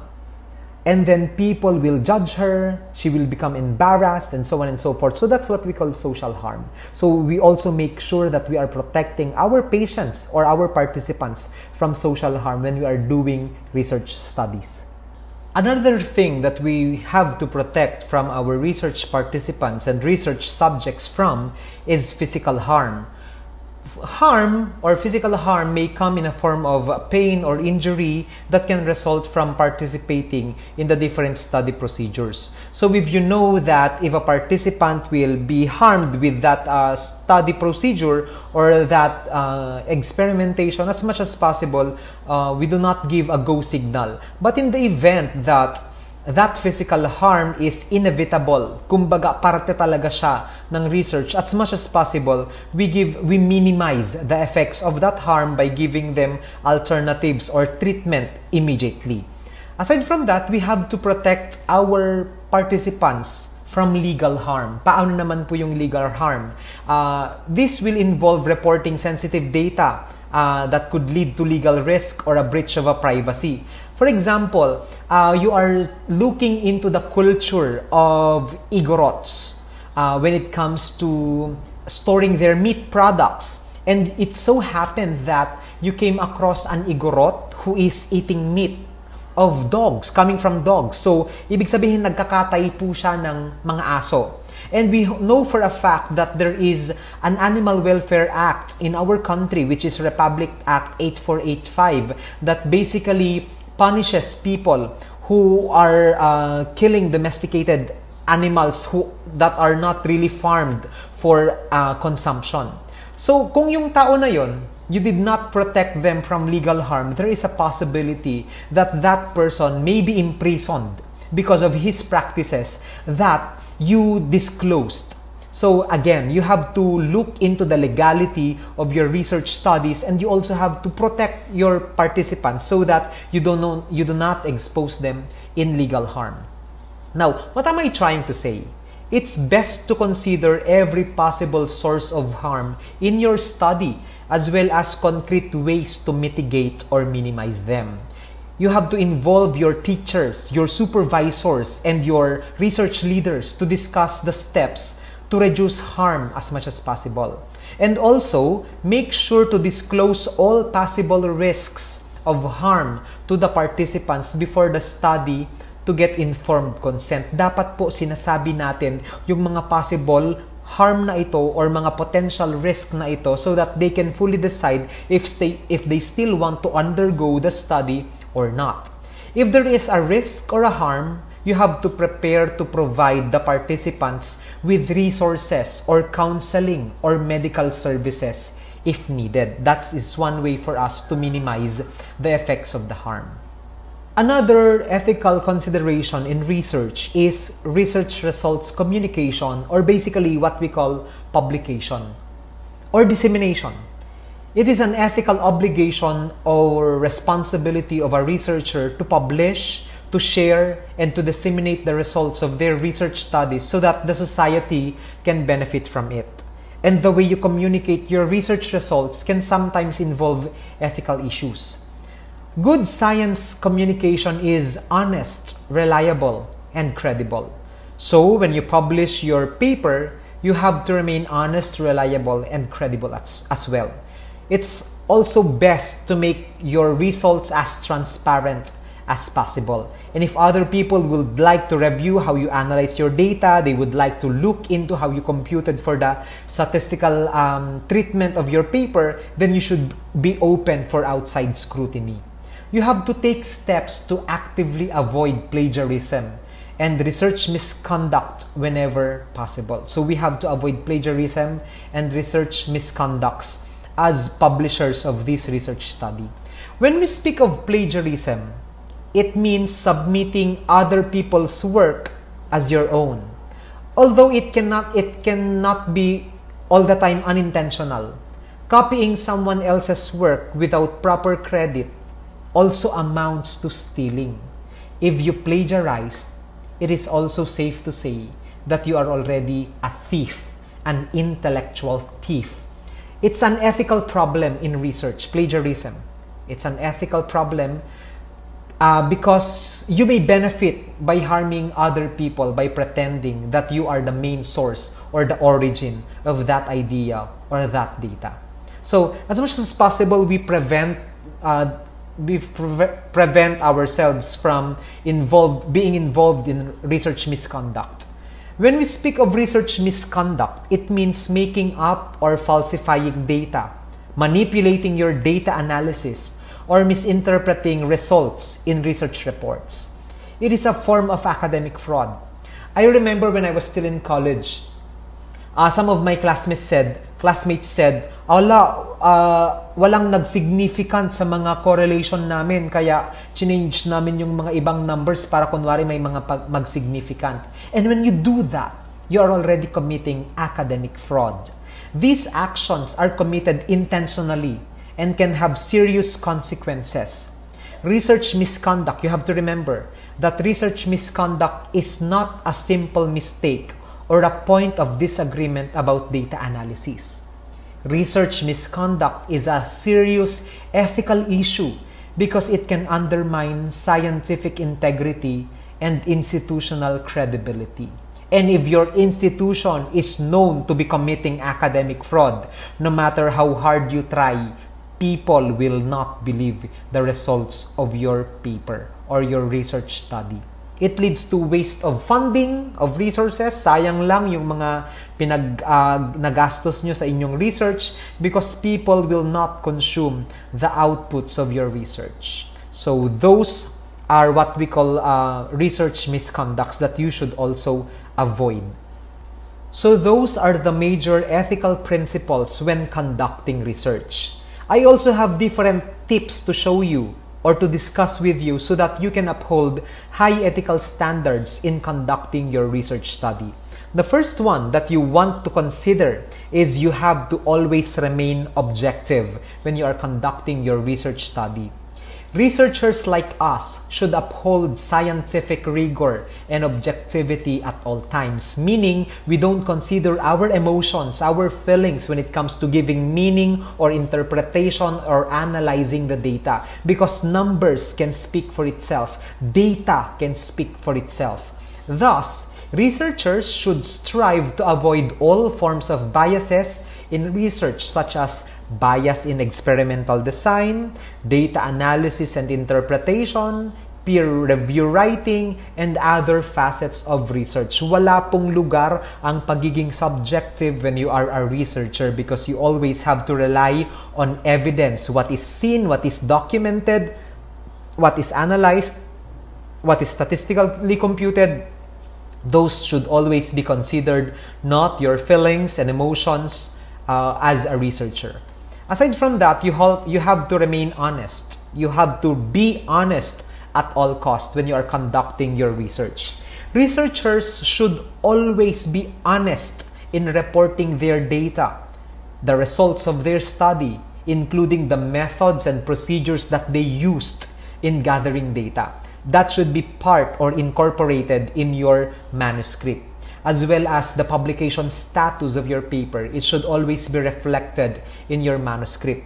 Thus, it is safe to say that as researchers, we expect you to not falsify, fabricate, or misinterpret data results and outputs. Okay? So, ibig sabihin, if you are, for example, conducting a survey and your statistician told you that you need 385 respondents for your study, but you were only able to gather around 300 survey. So what did you do?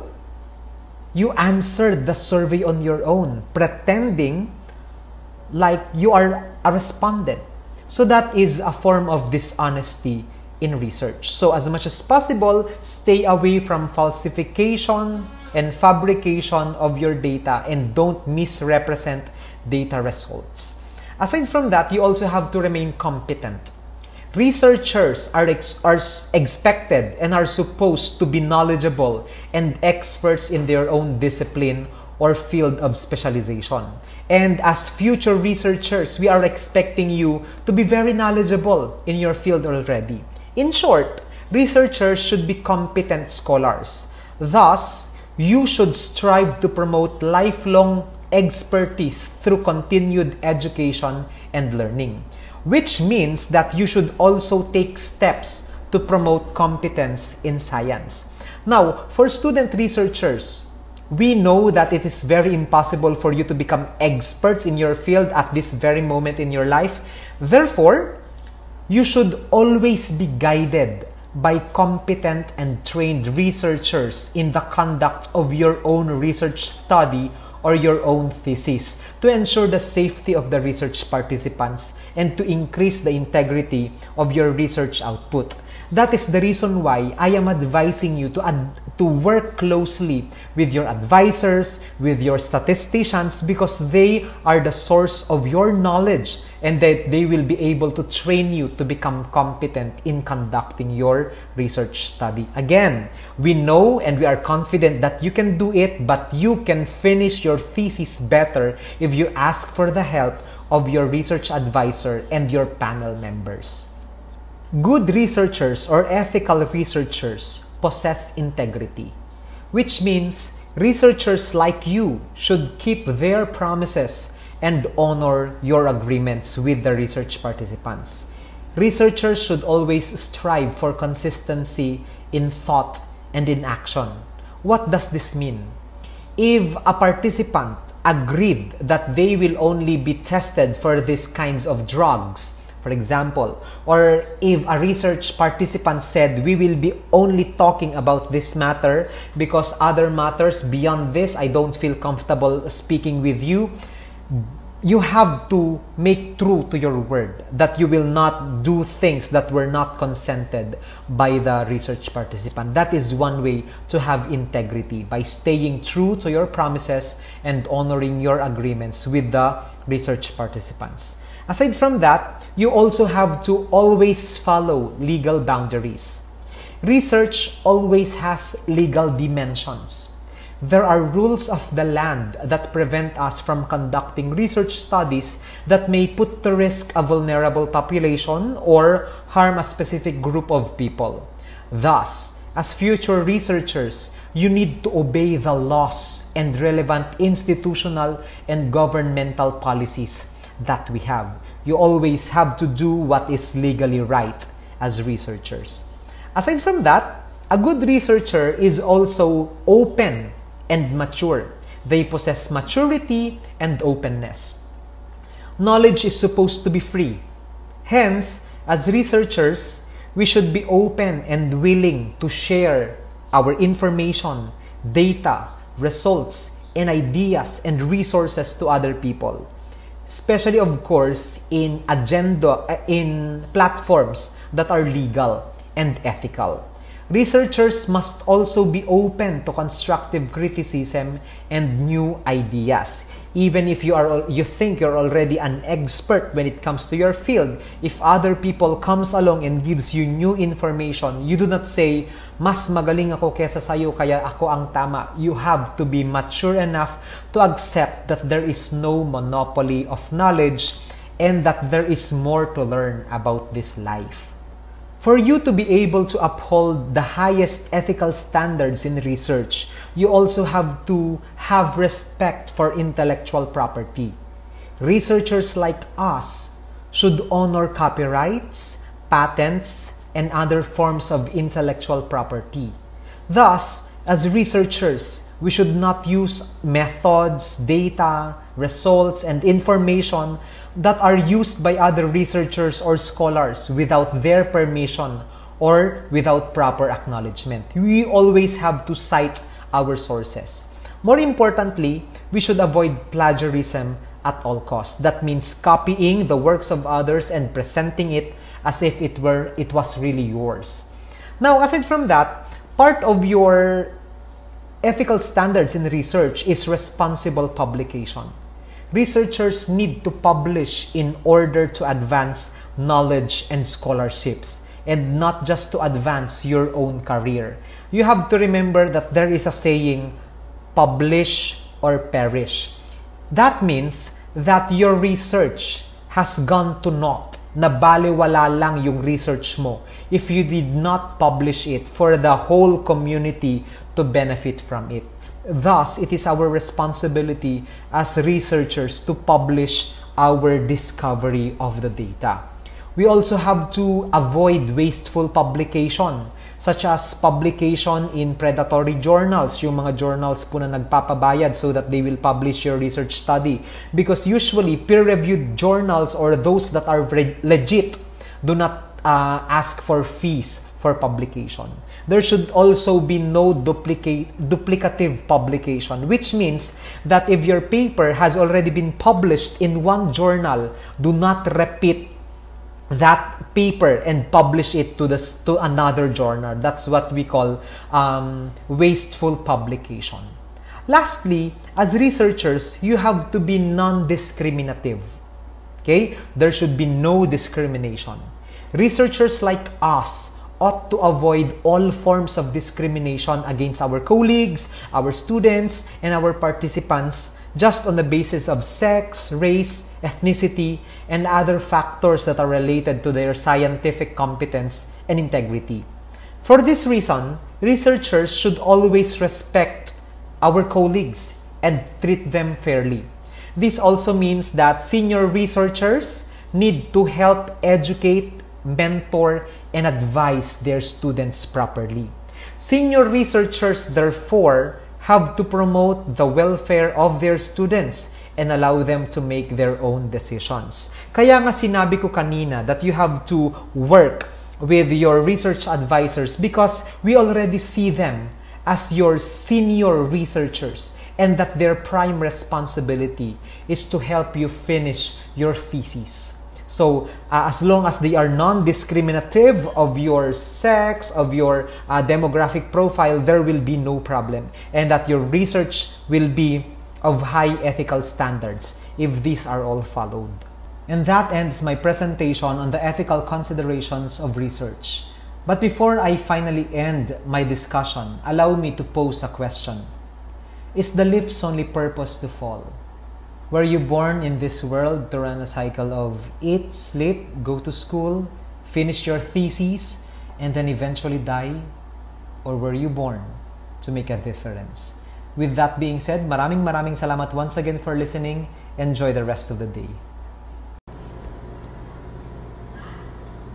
At this point, the most challenging part of the data management, which is the statistical computation.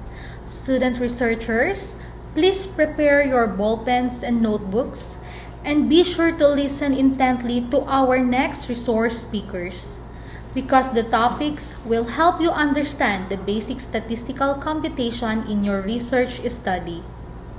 Students, at the end of the session, you are expected to first, be familiarized with the different types of data used in research studies. Second, understand and apply basic descriptive statistical tools. Third, understand and apply basic correlational statistical tools. And fourth, be able to understand and interpret statistical results.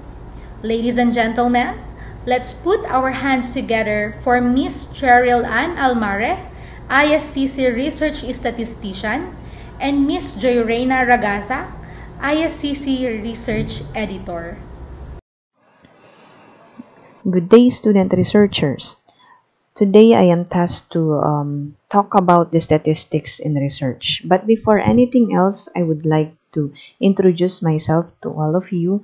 I am Mrs. Joyrena Ragasa, the former college statistician of this institution, and I am already the research editor and as well as the research instructor or teacher of the senior high school students. Before I would start my discussion on statistics in research, let me share to you one of the famous saying by Milton Friedman. Statistics do not speak for themselves. Okay, so if we are given a set of data or in a tabular format or either in a pie or bar graph, without any interpretation, we do not understand what does it mean.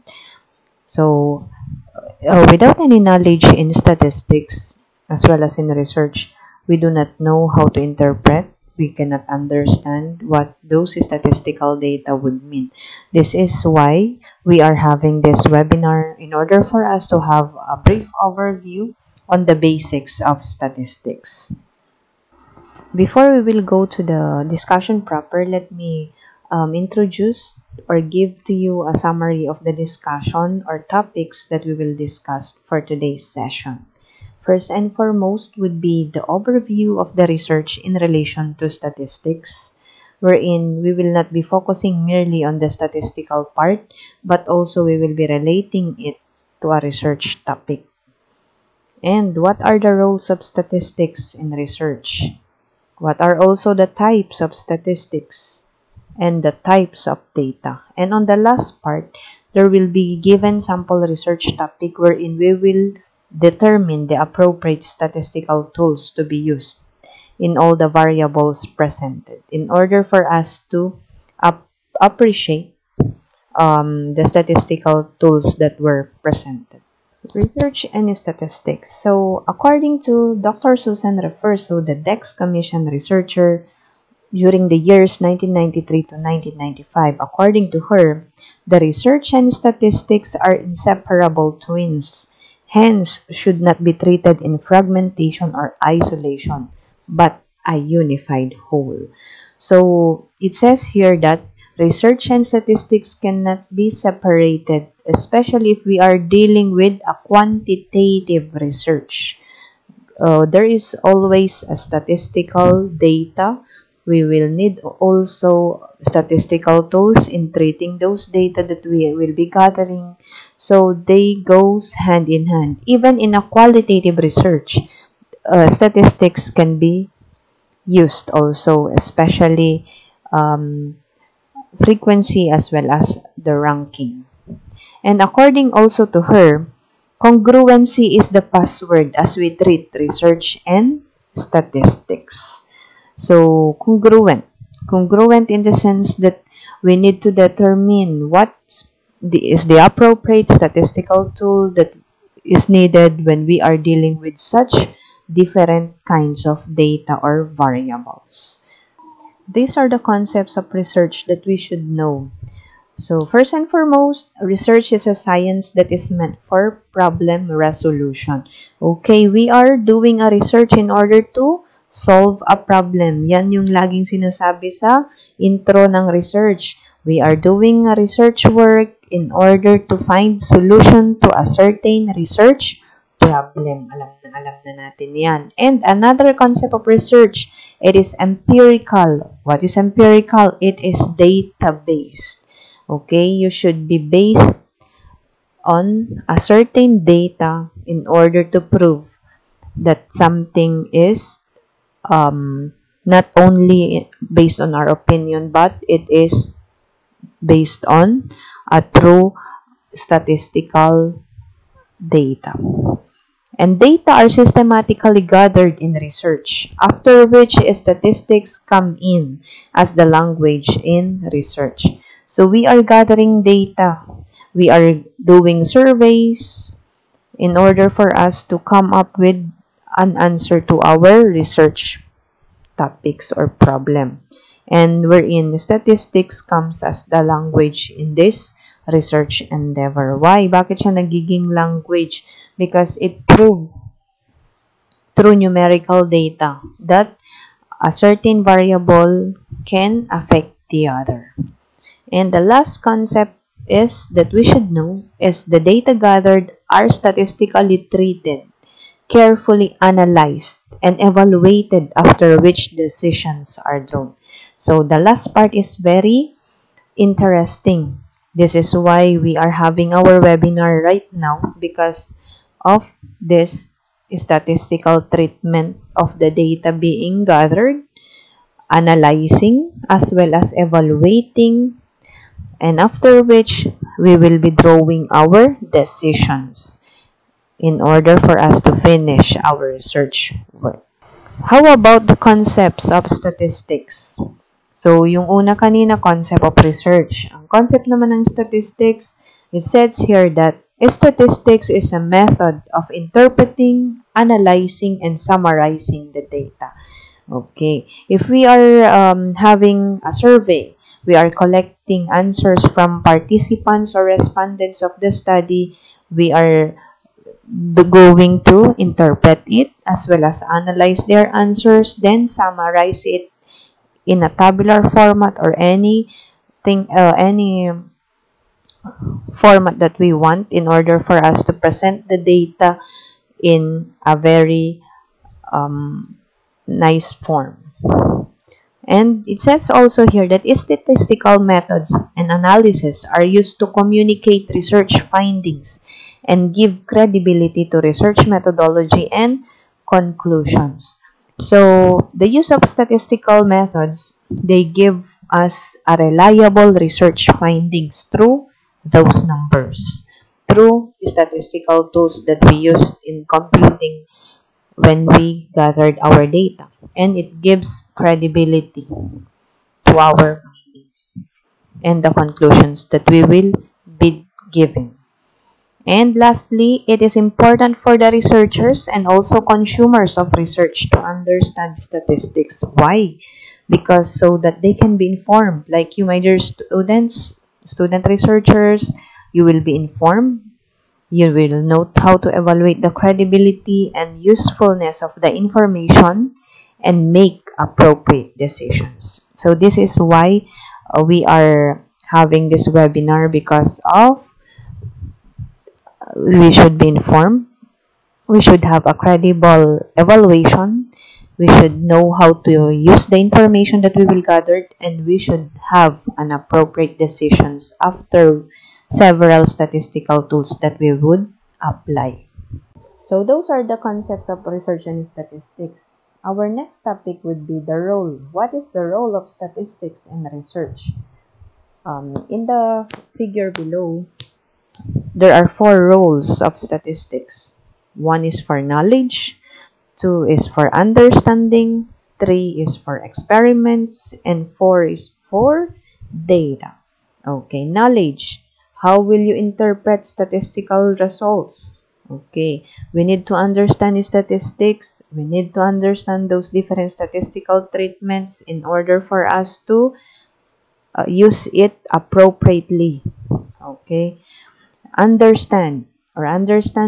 Make scientifically sound decisions and communicate them. Not just presenting reliable data or gathered data, but we need to understand what does those data would mean after treating it with the correct statistical tool. And experiments. Design experiments to answer research questions. Okay. And the last one, data. Visualize the data analyzed with statistical models. So these are the 4 main roles of statistics in research. You have this numerical data, you have your knowledge in statistics, you understand how to interpret the data, and you can have your own experiments in order to answer the questions that you formulated. So given this table, in relation to the role of statistics, if you are given such table with this variable, frequency, proportion, if you are not knowledgeable with those statistical tools, with how to interpret statistical data or results or findings, we will not be able to understand this one. So, if ever tinitignan natin yung gender, yes, alam natin male, female. Ano kaya yung 121? Ano kaya yung 187? Ano naman yung 39.29? Ano naman yung 60.71? And the like. So, if we are not knowledgeable on how to present, how to interpret, how to analyze statistical data, we will not be able to appreciate this table.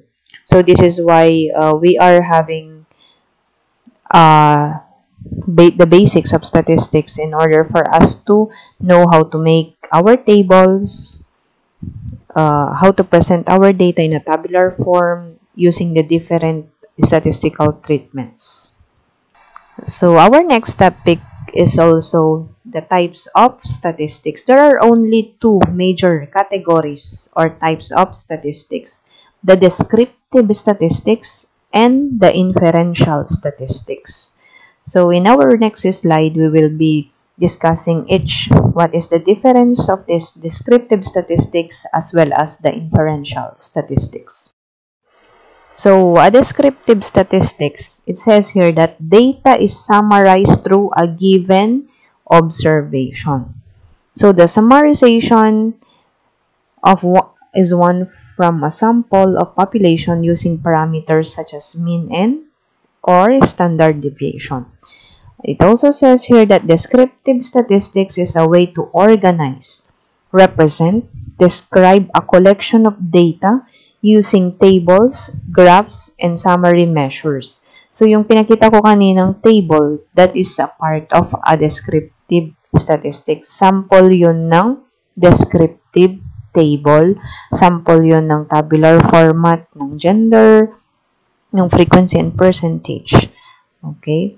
So, descriptive statistics are also categorized into 4.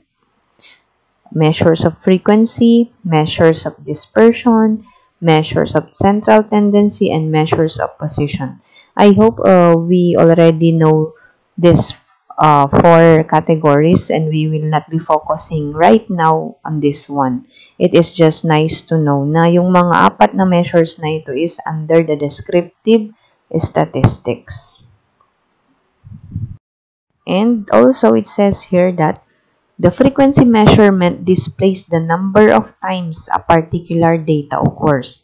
So, sinasabi lang na dyan yung descriptive stat na ilan ba yung male or female sa mga respondents mo, ilan ba yung married or single, ilan ba yung grade 11, grade 12, first year college, and so on. Yun yung sinasabi ng descriptive statistics. They are just, or you are just describing a given set of data. You are describing how many respondents are female, how many respondents are male. Okay?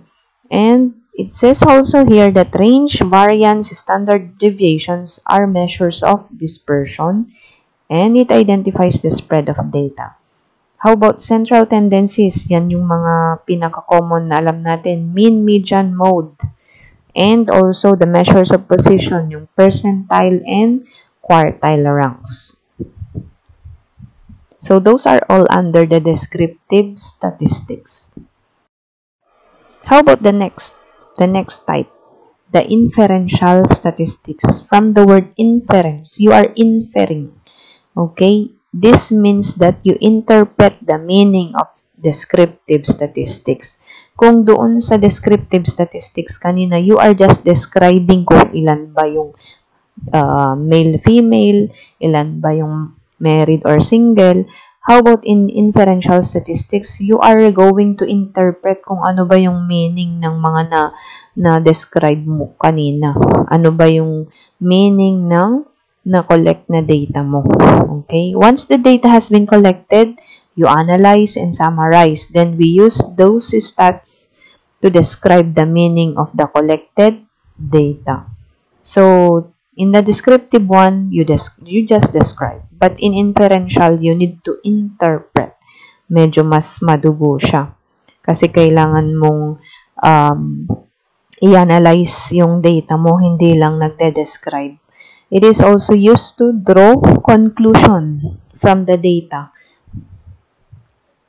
And it also says here that inferential statistics is a method that allows you to use information collected from a sample. You are going to make decisions. You are predicting or making inferences from a population. Gumagawa tayo ng conclusion, gumagawa tayo ng decisions, predictions kapag inferential statistics ang ginagamit natin or kapag may mga data tayo na under inferential stat. It grants us permission to give statements that goes beyond the available data or information. So, example of which is deriving estimates from hypothetical research. Yung hypothesis, you are telling that the hypothesis that you gave is either null, is there a significant relationship, or there is no significant relationship rather. So after knowing the two main categories of statistics, which are the descriptive and inferential, it is now time to know what are also the different types of data. So in a diagram below, we can see that the data types can be categorized into categorical and numerical. So under categorical, we will be having the nominal. Ano ba yung nominal? Ano naman yung ordinal? And the numerical one is the interval as well as the ratio. So we will be discussing each type of data in our next slides. The first type of data is nominal under the categorical. So what is this nominal data? So they represent discrete units and are used to label variables and no quantitative value. So take note, there is no quantitative value. So hindi siya numerical. They are just labels. Okay. And they are not in order or they have no order. So therefore, kahit balibalik ta rin naman yung mga nilagay mong labels, hindi mag-change yung order nila kasi nga, yung mga nominal data, wala siyang order or rank. So, anong example ng nominal data? Example of which is, look at the questions. Are you married? Yes or no? So, that is an example of a nominal data. They are asking if you as the respondent is married. And what languages do you speak? So, yung mga languages na yan, they are sample of nominal data. Ano pa ba yung sample ng nominal data? Civil status. Ano pa ba? Address. So, lahat ng mga nilalagay na labels, they are a part or sample of a nominal data. Basta hindi siya in order. Hindi rin siya naka-quantify. So, next, under also the categorical is the ordinal. From the word or term order. Ito naman yung may order. Discrete siya pero ordered units. Meron siyang rank. Okay? They are the same as the nominal but it matters yung order or rank ng data. So, an example of which here is, so here are examples of ordinal data. The first one, yung first, second, and third in a competition. May rank kasi siya. Kaya naging example siya ng isang ordinal data. There is an order. How about economic status? The low, medium, and high. Also letter grades, A, B, C. And educational levels such as elementary, high school, and college graduate. And the customer level satisfaction, whether you are satisfied, neutral, or dissatisfied. So, lahat ng mga data na may order, they are considered ordinal data. Basta hindi siya numerical. Categorical lang dapat siya na ordered. Don't be confused with the numerical as well as the categorical one. So, the first one, nominal, labels, no order, no quantitative value. How about the ordinal? There is no quantitative value rin siya, like the nominal, but it has an order or rank. So, let's go to the numerical data. So, first is the discrete data. So, when we say discrete data, these are the data that cannot be measured, but you can count it. An example of which is the number of heads in 100 coin flips or the number of student class. So, how will you determine if it is a discrete data or not? So, if you can count it and can it be divided into smaller and smaller parts, that is a discrete data. You can count it but you cannot measure it. How about the next? We also have a continuous data. This data can be calculated or measured. It has an infinite number at a given range.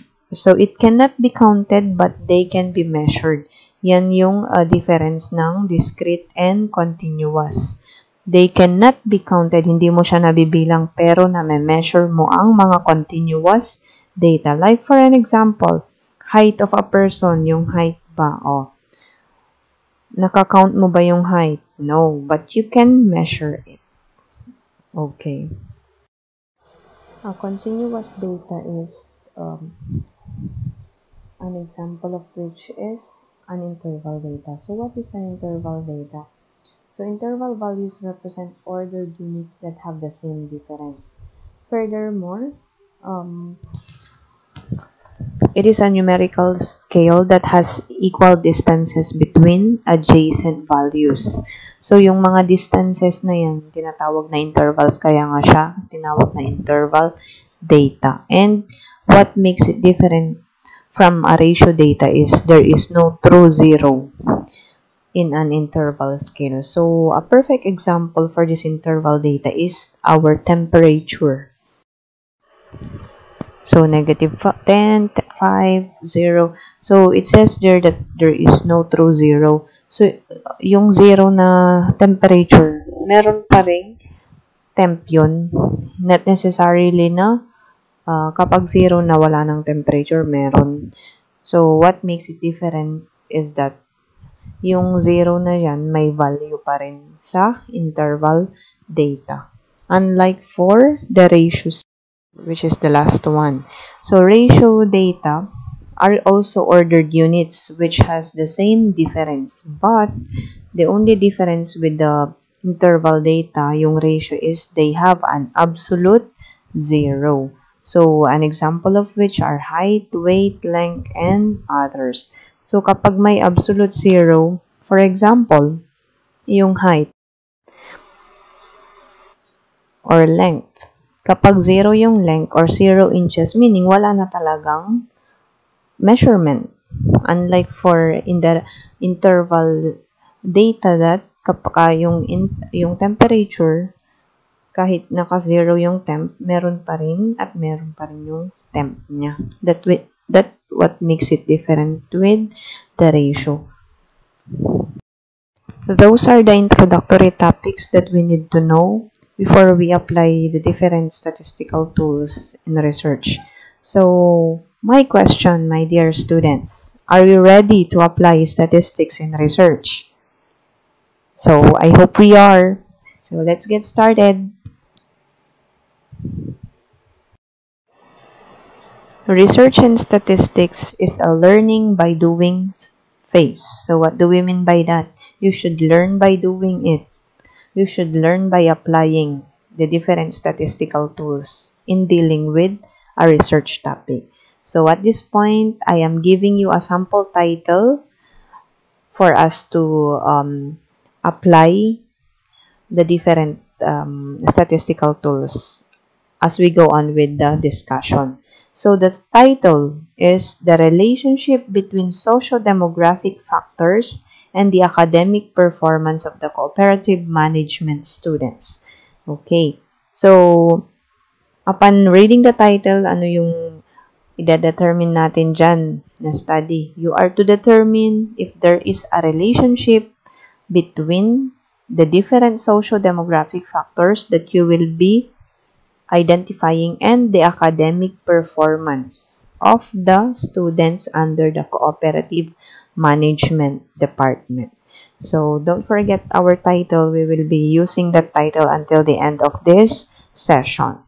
So, the relationship between socio-demographic factors and the academic performance of the cooperative management students. So, after knowing that is our title, we are now ready to make our own statement of the problem. So, what is this statement of the problem? I know you know it already that these are series of questions that are related to your title. Yan yung mga sasagutin natin sa research natin. Yan yung ilalagay nating questions. Yan yung i-determine nating questions na dapat after the study we can answer it. Okay, so provided, or for example, I am the researcher of this title, yan yung mga napili kong or nagawa kong questions. So, number 1 is what is the socio-demographic factors of the respondents in terms of the following: sex, age, parents, educational attainment. Another question of which is what is the level of academic performance of the cooperative management students. And the last one, since we are determining the relationship, I can give or I can include this number 3 question. Is there a significant relationship between the social demographic factors and the academic performance of the cooperative management students? If you are to read the 3 titles, or the 3 questions rather, are they supporting the title? Tignan natin kung isusupport ba nung mga questions na nilagay natin yung title natin. Kapag bayan yung mga questions na nilagay natin, maa-answeran ba yung title natin? Maa-answeran ba yung research topic natin? Maa-answeran ba yung research problem natin? If yes, okay, we can proceed. So, provided that is our statement of the problem, we have 3 questions. So, di ba sabi ko kanina sa ating session, there are 2 types of statistics. One is a descriptive statistics and 2 is an inferential statistics. Take note, number 1 and number 2 questions are a descriptive statistics. They are only describing kung ilan ba yung male-female, ilan ba yung may age na ganito, ilan ba yung ang educational attainment ng parents is like this and like that. And yung level ng academic performance, you are just determining number 1 and 2. So, they are considered as a descriptive statistics. Yan yung perfect example ng descriptive statistics. How about number 3 question? Is there a significant relationship? You are already determining the relationship between the factors as well as the academic performance. You are answering whether is there a significant relationship or not. Okay, so this is an example, a perfect example of an inferential statistics. You are inferring conclusions, you are inferring questions, you are predicting if there will be a significant relationship between these variables. So we are done with finalizing the 3 set of questions under our statement of the problem. So those will be our final questions that we will answer during this session under the title. Okay, so isa-isahin natin yung per question kasi we need to determine what are our variables that we put here in order for us to determine what appropriate statistical tool that are being used. Appropriate statistical tool that we will be using. Remember the term appropriateness. So, we need to determine what specific kind of data are we dealing with in order to give or use an appropriate statistical methods or treatment. So, first question, let's go back to the first question. What is the socio-demographic factors of the respondents in terms of the following? Sex, age, and parents' educational attainment. So, first and foremost, the first variable is sex or the gender. So, ano yung sex? Categorical siya, but they are considered as natural dichotomous data. When we say natural dichotomous data, dalawa lang kasi yung gender, whether we like it or not with respect to the LGBTQI, okay, male and female lang siya, naturally. Okay, dichotomous, dalawa lang yung categories niya. Okay, how about the age? These are interval data. Okay, how about the parents' educational attainment? That is a categorical data, particularly an ordinal data. So, tatlo yung ating nilagay na variable na dito sa ating title. So, take note, if we are the researchers, we can put as many variables as we want. Pero ito, nilagay ko lang na tatlo lang. So, in your own studies, we have the freedom to put what variables will be put in the specific study that we would want, particularly if it will be beneficial to us. At kapag may mga appropriate ba na ilagay doon sa na variable natin. So, looking at the first question, yung what is the profile or what is the socio-demographic factors of the respondents in terms of sex, age, and parents' educational attainment. So, ano yung dapat or appropriate na gagamiting statistical tool? That is frequency and percentage. How frequent ba? Gaano ba karami yung babae, lalaki, 18 years old, 19 years old, college graduate, undergraduate sa mga respondents mo. Ilan din yung percentage niya.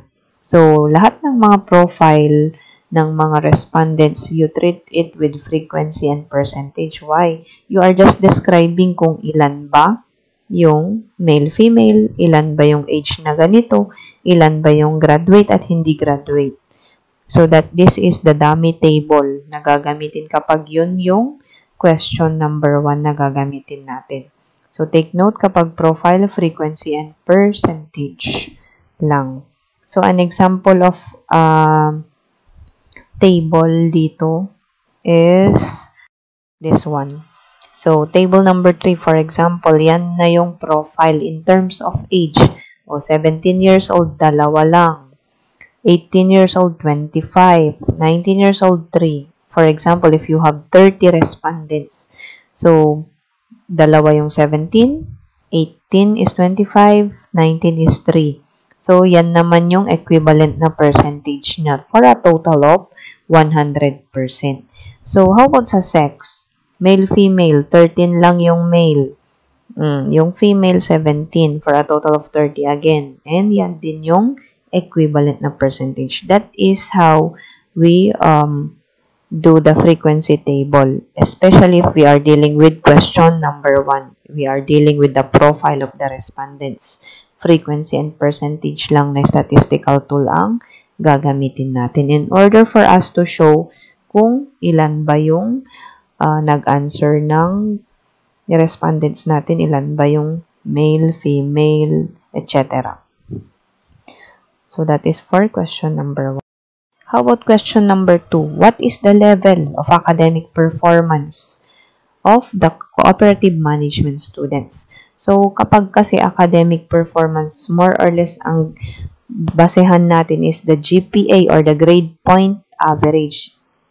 Ilan ba yung average ng mga respondents mo? So, take note, ang statistical tool na gagamitin natin kapag level. Naglagipan tayo kapag level, lahat ng mga level of satisfaction, level of awareness, basta may level of academic performance, we will use mean or the average. Okay, mean. Yan yung gagamitin nating statistical tool. So, take note kapag academic performance, we will be using these norms of interpretation. Ito yung basis natin. Yung GPA, for example, 95 to 100, it is considered as excellent. 90 to 94, very good. 85 to 89, good. 80 to 84, average. And 75 to 79 is fair. So, we will be using this one in our sample. Yan na yung mga descriptive rating niya. Na-rate na siya from 75 to 100. Yan yung basis na natin. For example, ako yung student, 89 yung grade ko. So, I am, ano yung descriptive rating ko? Good. Good lang ako. Okay? So, that is for question number 2. So, this is the dummy table for our title for question number 2. Lagay natin dyan level of academic performance lahat ng cooperative management students from first year to fourth year. Then, we will have the overall. So, you will be determining kung lahat ba ng mga first year, ilan yung average nila. You add them all, then divide it by the total number of respondents na first year. Yan na yung mean ng first year. Then do it with the second year, third year, fourth year, and yung overall naman, lahat ng from first year to fourth year, you add it all, then divide it by 4. Yan na yung overall. So, ano naman yung ilalagay natin sa descriptive rating? Yung present ko kanina na norms of interpretation. From fair to excellent. Yun yung gagamitin nating descriptive rating kapag yan yung study natin. The level of academic performance. So, this is for question number 2. Yan yung dummy table ng question number 2. Okay, how about question number 3? So we are all ready to determine if there will be a relationship between those socio-demographic factors and the academic performance of the cooperative management students. Take note, this is the paradigm of our study.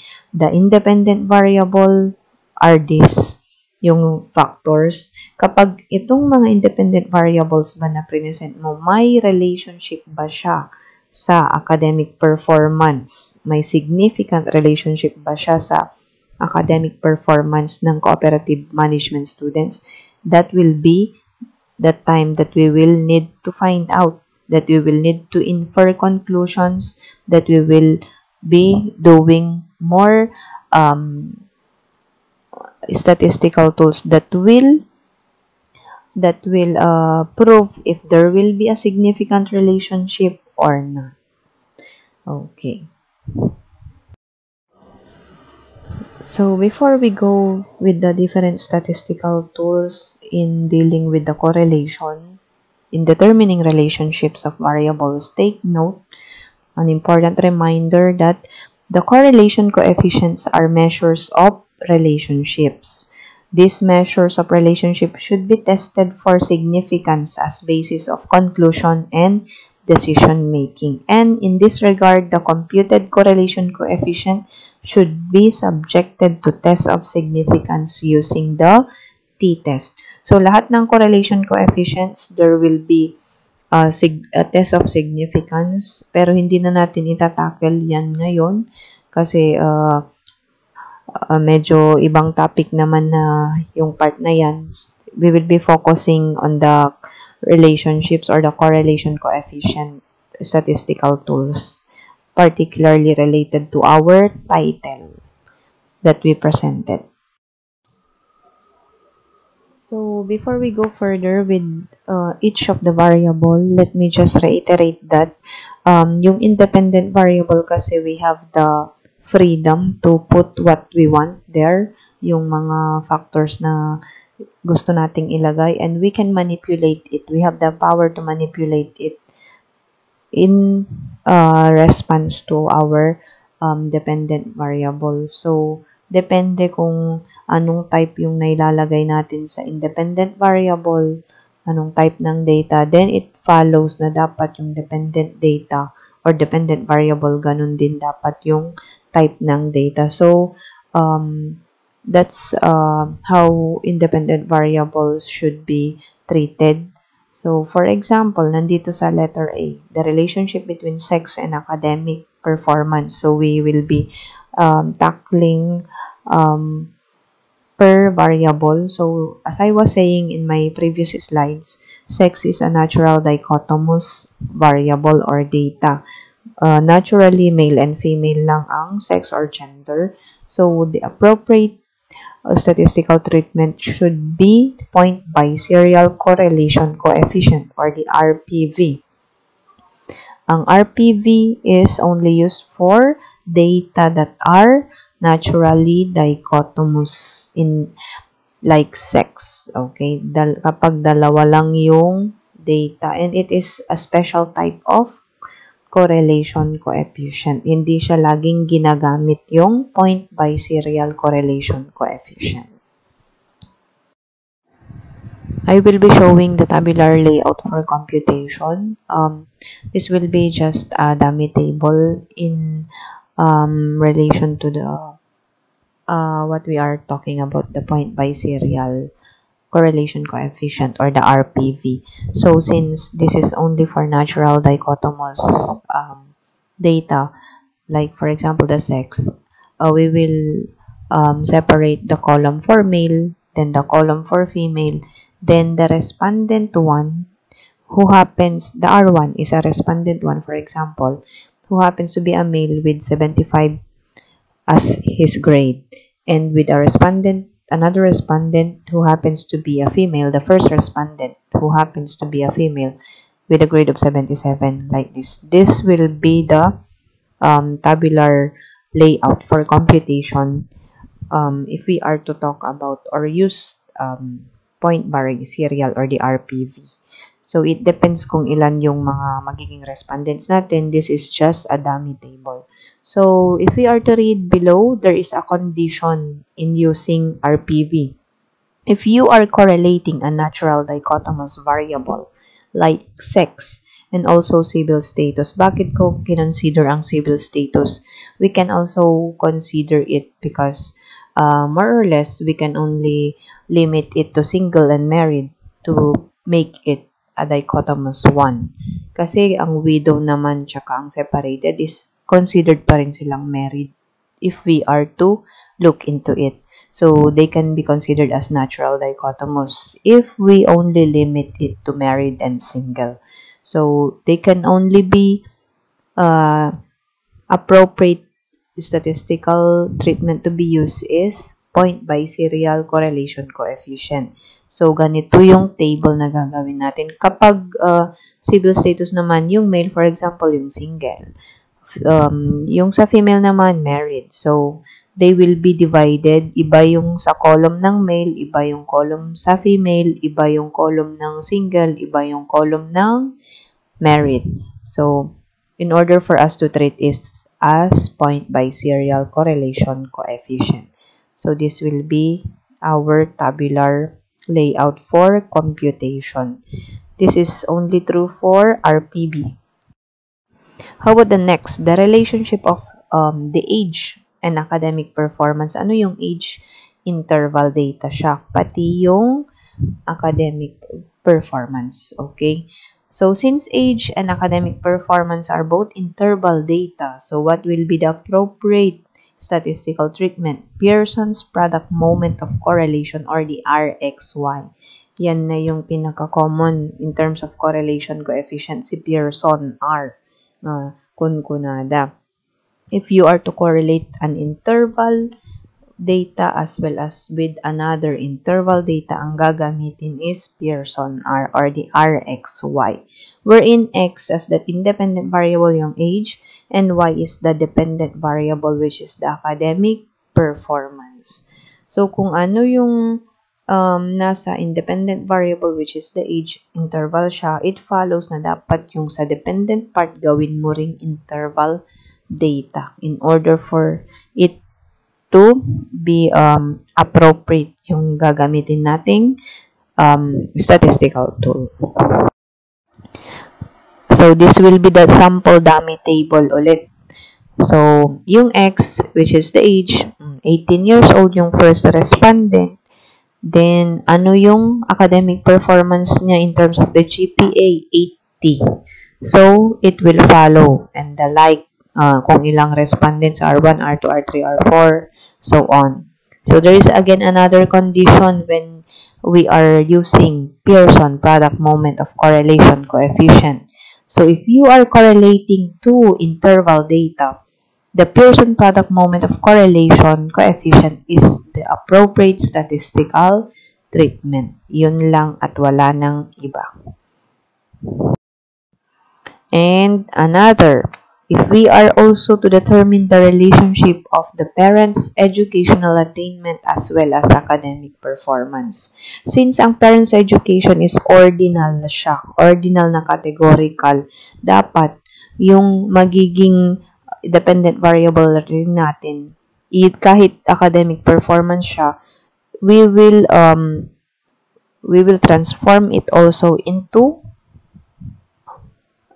a categorical one, which is also an ordinal. So, ganyan yung layout niya. So, parents education, elementary undergrad, graduate, high school graduate, college undergraduate, college graduate. So, in order for it to be congruent with the dependent variable, dapat pagbali ng met nga, di academic performance ka nga grade nga 85, 86, 87, no di ka di dayjay, pagbali ng met isuna nga nominal or categorical in terms of an order. So, gamitin natin yung descriptive rating na present ko kanina, which is excellent, very good, good, average, and fair. Para ang gamitin nating statistical tool dito, kasi dalawang categorical in nature sila, ay chi-square. So, chi-square test of independence or the x squared. So, yun na yung gagamitin nating statistical tool kasi yun yung pinaka-appropriate if there are two categorical data na nako-correlate natin. So, paano yung table ng chi-square? Ganito siya. Mas nandito sa taas yung academic performance, the excellent, very good, good, average, fair, and the total. How about the pinakamababa? Educational attainment would be nandito rin. Okay, so how will we do this manually, yung chi-square test? So you determine kung ano yung educational attainment ng parent ng student na yun, kung ano ba, saan ba dyan yung naging grade niya noon, ilalagay natin. We will tally it. Itali natin per kung saan ba dyan. Lahat ng boxes dapat meron if applicable. Then, after which we tally everything, kung ilan man yung magiging respondents natin, we will determine the total dito sa undergraduate, elementary graduate, yung total rin niya, high school graduate, undergraduate, and the college graduate. And we will also again determine the another total here, the column total, total ng excellent, total ng very good, total ng good, total ng average, and total ng fair. So, if we are to undergo all the column total, we will determine the overall total ng table na yan. Then, that will be the lahat ng yan. This is called as the observed frequency. Yan yung actual na na-observe natin, na itali natin. Yan yung tawag dyan. Overall, yung table na yan is the observed frequency. At hindi pa nag-i-stop dyan. So, the tally of FO, observed frequency per tabular intersection, yun yung sinabi ko. Then, we will also determine yung expected frequency. Ano yung expected frequency? Nandyan siya. The row total, yung mga total doon sa may row, sa pinaka-right part, then, times the column total divided by the overall population. So, yan yung magiging computation niya. May observed frequency, may expected frequency.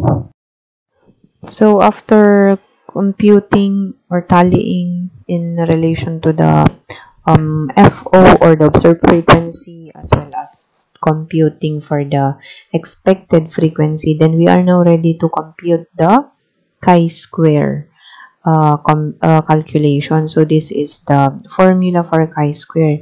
Chi-square is x squared. So, the sigma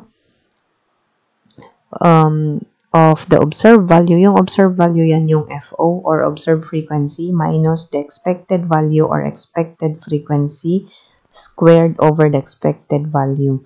So, ganyan yung i-compute natin. So, kung ilang mga tables or ilang mga boxes yung nandun na inay-present, yun din yung i-add natin lahat. Then, we will compute the x squared. So, we will not be having computations in my session. I just presented the different statistical tools that are to be used, especially if we are dealing with the research problems. So, I just presented the different statistical tools that are appropriate per type of data that is being used in a certain research problem. So I hope with my short presentation on the different statistical tools, introduction to statistics, as well as the different kinds of data, I hope we learned something from my presentation, and I hope if we will be dealing with the different kinds of data, we will know what to use in the future. We will know how to determine what statistical tool is appropriate and congruent to such kind of data. So with that being said, let me end my presentation with a saying by Mr. Edwards Deming, a data scientist. According to him, without data, you're just another person with an opinion. So this is how data, statistical data, are important in statistics as well as in research. Because without data, it is merely an opinion. So thank you very much, everyone, for having me as your speaker in this statistics and research. Thank you also to the ISCC family headed by Dr. Arnel Castro Dr. Lero for supporting all our activities under the research office, and for my research office family for giving me the chance to speak in terms of this explanation on the statistical tools and how it is being used when it is applied in research. Thank you so much, and God bless us all, everyone. This is again Joy Reyna Ragasa, your research editor and your research instructor. God bless and keep safe, everyone. Good afternoon, student researchers, and welcome to the second session of Statistics in Research. I'm Cheryl Ann Almare, your college statistician. I've been assigned with presenting you the solutions to the following statistical tools. There are two types of statistics: descriptive statistics and inferential statistics. We have here the types of descriptive statistics, where measures of frequency, measures of central tendency, measures of dispersion, and measures of position. In measure of frequency, simply count the number of times that each variable occurs, such as the number of males and females within the sample.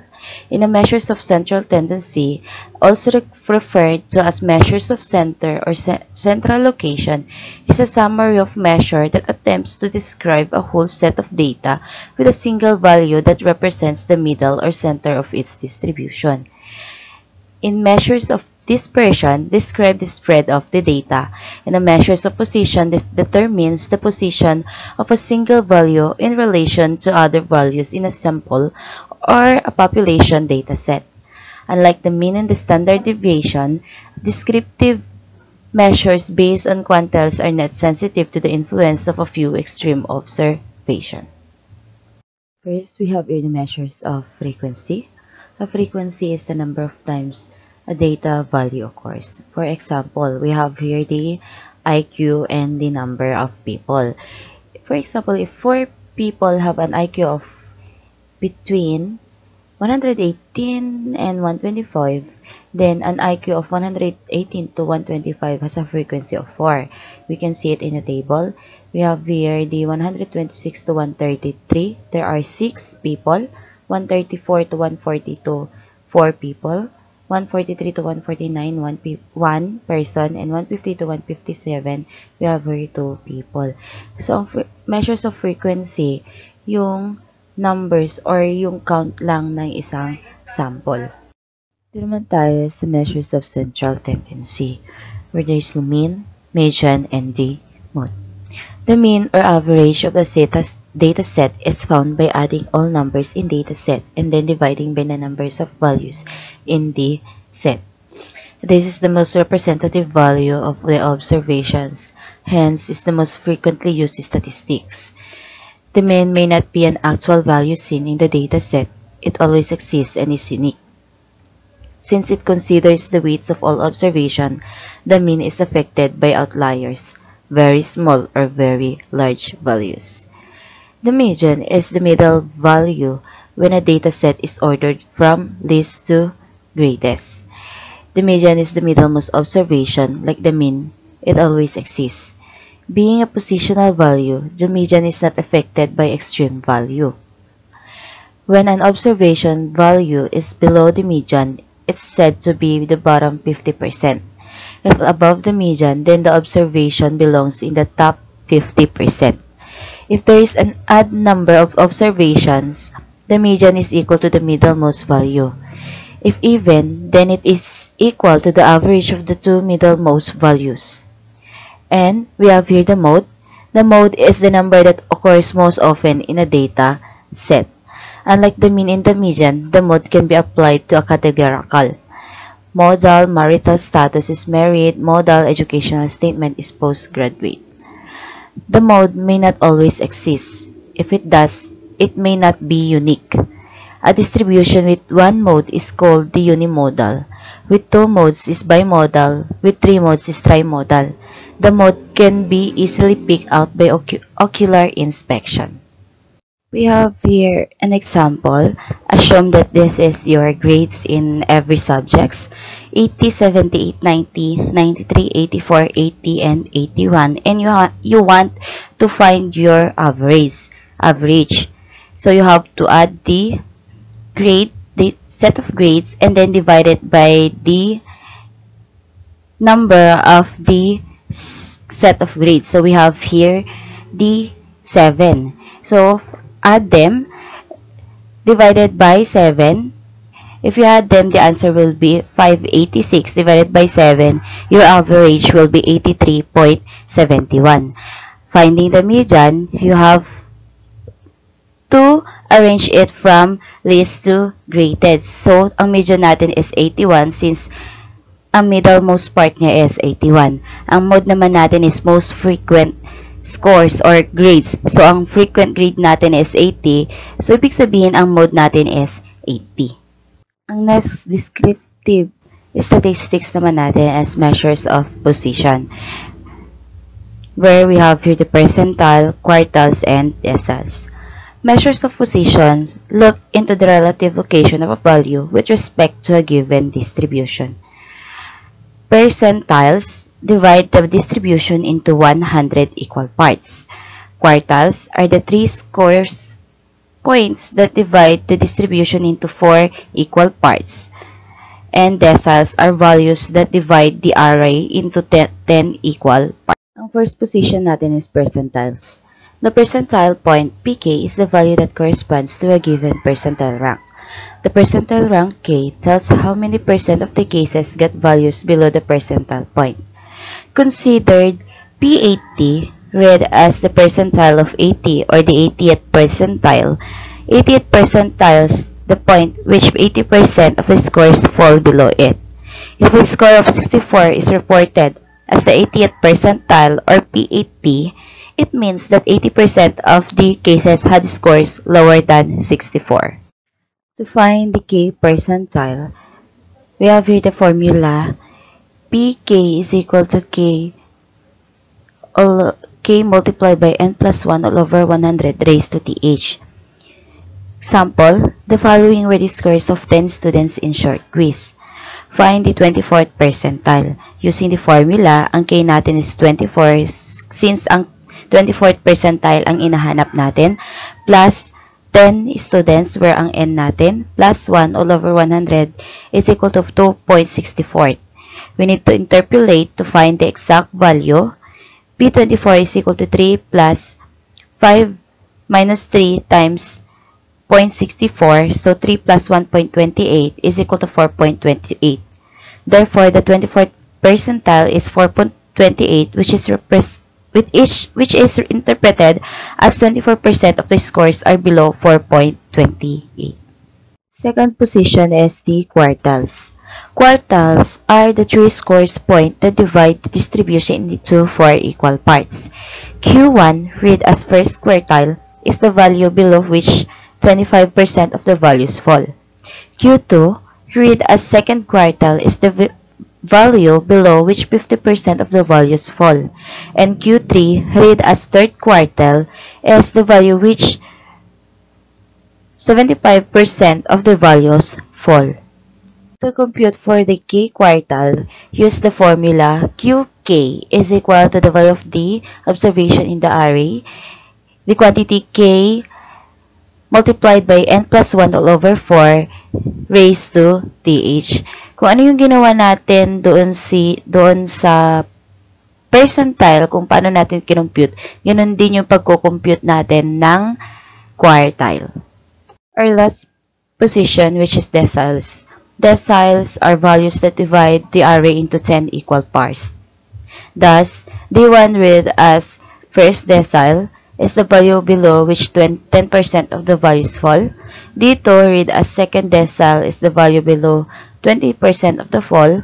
D3 read as the third decile is the value below 30% of the fall, until D9, which read as the ninth decile is the value below which 90% of the values fall. To compute for the k decile, same true with the percentile and quartile. We have here the formula dk is equal to k multiplied by the quantity n plus 1 all over 10 raised to th, and yung pagkukompute natin is same true with the two positions. Ang pagkakaiba lang is divided siya by the 10 array. The last descriptive statistics is measures of dispersion. Measures of dispersion refer to the extent to which individual items in a dataset are scattered about an average. It also indicates whether the group is homogeneous or heterogeneous. The characteristics of the measures of dispersion: the larger standard deviation figure, the wider the range of distribution away from the measures of central tendency. Adding a constant to each score does not change the standard deviation.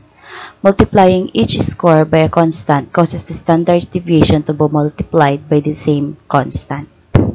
There are two types of measures of dispersion: absolute dispersion and relative dispersion. Absolute dispersion are expressed in the unit of original observations. They cannot be used to compare variations of two sets when the average of these two data sets differ a lot in value, or when the observations differ in unit of measurement. The three most commonly used measures of absolute dispersion are range, variance, and standard deviation, while the relative dispersion has no unit and is used when the one wishes to compare the scatter of one distribution with another distribution. This type of absolute dispersion is the range. Range is the distance from the highest to the lowest value in the distribution. It is obtained by getting their difference. For example, we have here 120, 80, 220, 200, 150, 75, 125, and 110. The highest value is 220 and the lowest value is 75. Therefore, the range is the 220 minus 75 is equal to 145. So the range is 145. Second type of the absolute dispersion is the variance, or the square. Variance is the average of the squared deviations of the set observations from the mean. The formula of this is s squared is equal to the summation of x minus the mean squared all over n minus 1 for ungrouped data. And for the group data is equal to s squared is equal to summation of the frequency x of m minus the mean squared all over n minus 1 for group data. For example, we have here 2, 8, 5, 6, 4. First, we have to get the mean of it. So we have to add and then divide it by the 5. So our answer would be 5, meaning our mean is 5. In getting the variance, first we have to subtract the mean into the given sample. So we have here 2 minus 5 is equal to negative 3. 8 minus 5 is equal to 3. 5 minus 5 is equal to 0. 6 minus 5 is equal to 1. And 4 minus 5 is equal to negative 1. After finding the x minus the mean, we have to square the result. So negative 3 square is equal to 9. 3 square is equal to 9. 0 multiplied by 0 or 0 square is equal to 0. 1 square is equal to 1 and negative 1 square is equal to 1. After that, we have to add the x minus the mean squared. So, the summation of it is equal to 20. So, ready na tayo para makuha ang ating sample variance or the given sample. We have here the x formula, the summation of x minus the mean. So, ang summation natin is 20 all over 5 kasi 5 samples natin minus 1. So, 20 divided by 4 is equal to 5. So, our variance is equal to 5. The last most common absolute dispersion is the standard deviation. The standard deviation is the positive root of the variance, meaning the answer or the square root of the variance. So, kung makikita natin, ang formula niya is S is equal to the square root of the summation of x minus the mean squared all over n minus 1. Ibig sabihin, we just squared the variance for ungrouped, and then for the ungrouped data, we have here the square root of the summation of f as x of m minus the mean squared all over n minus 1. Square root lang siya ng variance natin. So, for the first example for the variance, ang standard deviation niya is square root of 5. May mas madali tayong gagawin para makuha yung measures of central tendency and measures of dispersion or the relative position, or what do we call the descriptive statistics using the Excel. Makukuha natin yan using the analysis toolpack program. Since we are already done with the descriptive statistics, punta na naman tayo sa inferential statistics. Ang most common na ginagamit na inferential statistics to find the significant test or the difference of the data is the t-test, ANOVA, Pearson R. One of the most common used type of inferential statistics is t-test. It is a type of inferential statistics used to determine if there is a significant difference between the means of two groups, which may be related in certain features. The t-test is one of the many tests used for purpose of hypothesis testing in statistics. For example, you are conducting an experimental research. You want to study the before and after treatment of the pre-test and post-test. For example, gusto mong malaman ang effect ng program or strategy mo sa isang subject. Una, you have to conduct a pre-test to the 20 students. And then, after getting the result of it, ikakandak mo na yung program na iyong tinitignan kung effective ba siya o hindi. After mo siyang makandak, magbibigay ka ulit ng test, same test, doon sa mga 20 students also. So, nandito na yung result ng ating post-test. After that, you have to compute the t-test of it. And finding the t-test, use the formula, the summation of the difference all over n, divided by the square root of the summation of d squared minus the quantity summation of d squared all over n divided by the quantity n minus 1 multiplied by n. Ang d natin is the difference ng value natin, yung dalawang value natin, and the n will be the number of our respondents.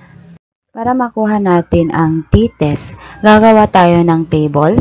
Table 1 is the pre-test, which is x. Table 2 is the post-test, which is y.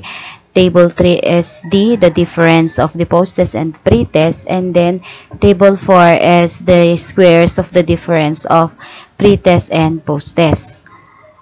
First, we have here the pre-test 20 and the post-test 25, the difference of it is negative 5. So, ibig sabihin, 20 minus 25 is equal to negative 5. Next, 20 minus 20 is equal to 0, and seems true with the other scores. You just have to subtract each of it. And then after that, kukunin mo yung summation ng difference natin, which is negative 81. And then, i-square mo ang difference ng pre-test and post-test. For example, we have here the difference of the first person, which is negative 5. Ang square niya is 25. Ganon din yung mga sumusunod na scores, ganon din yung gagawin natin. And then, add the D square, which is 3,281. After that, kunin natin yung una, which is the summation of D all over N, or the mean of the difference, which is negative 81 all over 20 people. So, we have here negative 4.05. So, ang numerator natin is negative 4.05. Next, the summation of our D square, which is 3,281, minus the summation of D, which is negative 81, square all over 20, and then yung N natin, isusubstitute natin as 20. So, we have here negative 4.05 all over the square root of 3,281 minus negative 81 squared all over 20 all over 20 multiplied by 20 minus 1. Then, i-compute na natin. So, our t-test is equal to negative 1.45. Most common statistical tools used also in inferential statistics is ANOVA. It is an analysis tool used in statistics that splits an observed aggregate variability found inside a data set into two parts, systematic factors and a random factors. Kapag gusto mong ikumpara ang tatlo o higit pang bilang ng grupo, ang kukunin mong or gagamitin mong statistical tool is ANOVA. For example, gusto mong i-test kung ano ang ideal na temperature mag-i-exam ang mga estudyante. Malamig ba, normal ba, o mainit na temperatura. So, we have here an example sample data, which is 15 degrees Celsius, 25 degrees Celsius, and 35 degrees Celsius, at yung mga scores nila. Tapos, kunin natin yung mean. Makikita naman dito yung mean kung ano yung mas mataas. Since mas maganda kung kukunin natin yung ANOVA muna. Hindi tayo magre-rely lang sa mean. Pagkatapos natin kunin ang mean niya, mag-a-add tayo ng table per group. So, we have here the table 15 degrees Celsius. Nag-add tayo ng isang table. Same true with the other group. And then, i-square natin per score. Every group yan. After that, i-add natin yung total scores of every conditions and the total of the squares of every condition. So, we have here T is equal to 29, total scores of 15 degrees Celsius. X squared is equal to 183, total squares of the 15 degrees Celsius. Same true with the other group, which is T is equal to 30, Y square is equal to 200, T is equal to 24, Z square is equal to 146. Ganun, since nakuha na natin yung mean, ililista na lang natin siya, which is mean ng 15 degrees Celsius, 5.8, the 25, which is 6, and the mean of our third group is 4.8. After that, tapos na natin lahat ng yan, which is T, the total, and the mean, and the summation of X squared. Kukunin naman natin yung K, which is the number of groups or treatment. Small letter N, number of scores in each treatment. Big letter N, the total number of respondents. The T is the total scores of each group, and G is the sum of all scores in the study, and the SS, which is the sum of squares. Ang K natin is 3 since K is the number of groups or treatment. Then, ang N natin na maliit is equal to 5 because in every treatment or group, there are 5 respondents. N natin na malaki or big letter N is equal to 15 because we have here 3 groups and then every group, there are 5 respondents. And our G or the grand total is equal to 83. You have to sum all the scores in the study, which is may 29 tayo dito, plus 30, plus 24. So, ang G natin, or the sum of all scores in the study is 83. And the summation of x squared is equal to 529. 183 plus 200 plus 146 is equal to 529. Ang next naman na gagawin natin is kukunin natin ang sum of squares. In getting the sum of squares, we have here the formula. The sum of squares is equal to the summation of x squared minus the quantity, the summation of x quantity squared all over n. So, dun tayo sa first group, we have here the summation of x squared is equal to 183 minus the summation of x, which is 29 all over n, is equal to the 14.8. Same true with the other group. We have here the sum of squares in 25 degrees Celsius, 20, and the sums of squares in 35 degrees Celsius, which is 30.8. Since nakuha na natin siya, pupunta na tayo doon sa pagkuha ng ating ANOVA at kukumpletuhin na natin yung ANOVA table natin. Ito yung ANOVA table natin, which is may source siya between treatments, within treatments, total. Kukunin natin yung between treatment SS, within treatment SS, and the total of SS, and the TF between treatments, within treatments, and total, the MS between treatments and within treatments, and then F, which is the ANOVA. Una, kukunin muna natin yung SS total, which is the formula, summation of x squared minus g squared all over n. So, ang summation of x squared natin is equal to 529, g is equal to 83, and n natin is equal to 15. Since ang g natin is 83, we will square it. So, ang square ng 83 is equal to 6,889 divided by the n, which is 15. So, ang magiging answer niya is 459.27. And then, ima-minus mo siya sa summation of x squared, which is 529. So, ang answer niya is 69.73. Pagkatapos natin kunin ang total SS, kukunin naman natin yung SS within treatments. Ang formula niya is, i-add mo lang yung SS inside each treatment.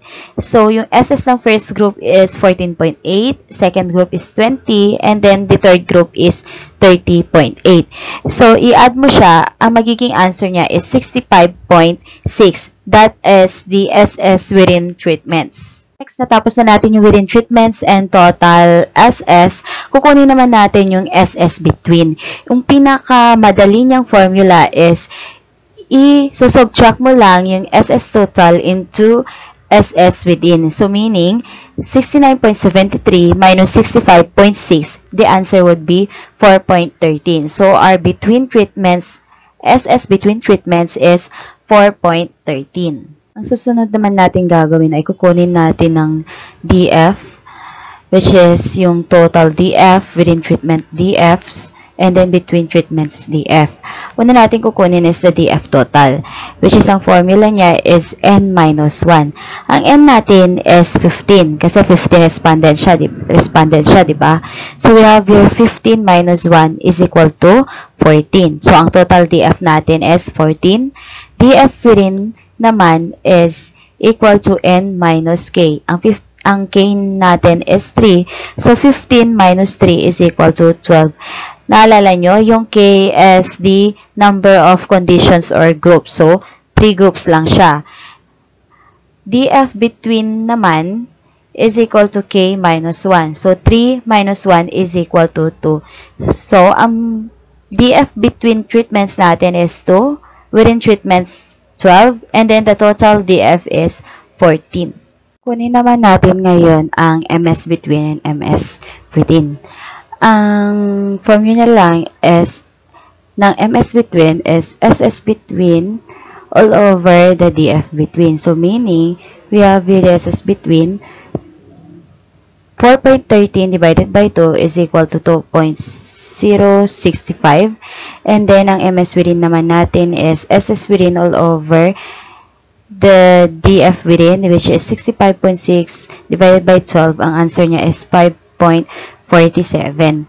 After that, kukunin naman natin yung ANOVA niya or DF, which is i-divide lang natin yung MS between and within and MS between. So, we have here 2.065 divided by 5.47. Our answer is 0.37. Next is the Pearson R. Pearson R is a measure of linear correlation between two sets of data. It is the ratio between the covariance of two variables and the product of their standard deviations. Thus, it is essentially a normalized measurement of the covariance such that the result always has a value between negative 1 and 1. So, this is the formula in getting the Pearson R. Also, Pearson R is used to determine if a correlation exists for what type of variable? Two variables, each a continuous level variable. For example, titingnan natin kung correlated ba ang number of hours that the student studies for final exams to their final scores. First, we will get the mean of every variable. In getting the mean, we will add the scores and divide it by the number of respondents. So, 58 plus 32 plus 63 and add it all divided by 7, the mean of y is equal to 60. And same is true with the mean of x, yun din yung gawin natin. Ang mean natin is equal to 4. Since nakuha na natin yung mean, kukunin natin yung x of y minus the mean of x. So, we have here 2 minus 4 is equal to negative 2. 4 minus 4 is equal to 4. 5 minus 4 is equal to 1. Then, 7 minus 4 is equal to 3. Ganon din yung gagawin natin sa mga scores na natitira pa. Pagkatapos nun, doon naman tayo sa y. So, 58 minus 60, mean of y, is equal to negative 2. 32 minus 60 is equal to negative 28. 63 minus 60 is equal to 3.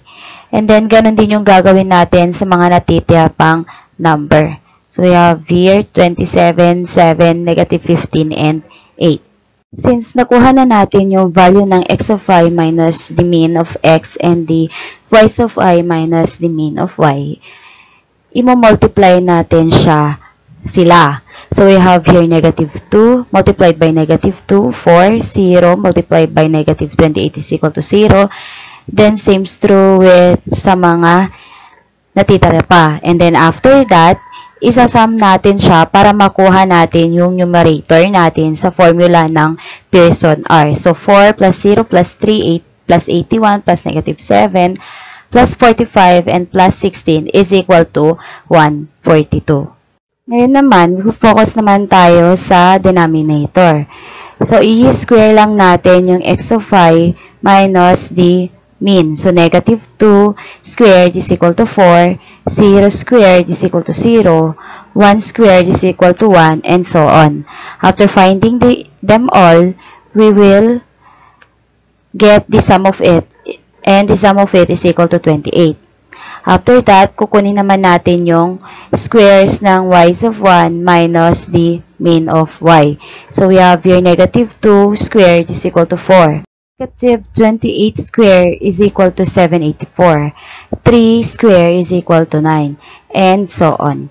After that, i-add ulit natin siya. So, ang summation ng x of y minus the y's of min squared is equal to 1,864. Since natapos na natin, we will fill the answers or the value that we get into the formula of Pearson R. So, the multiplication of x of y, mean of x, multiplied by the y's of I minus the mean of y is equal to 142. And then, the summation of the squares of x of I minus the mean of x is equal to 28. Then, the summation of y's of I minus y mean square is equal to 1,864. So, r is equal to 142 all over the square root of 28 multiplied by the square root of 1,864. So, multiplying the square root of 28 and 1,864, the answer would be 228.46.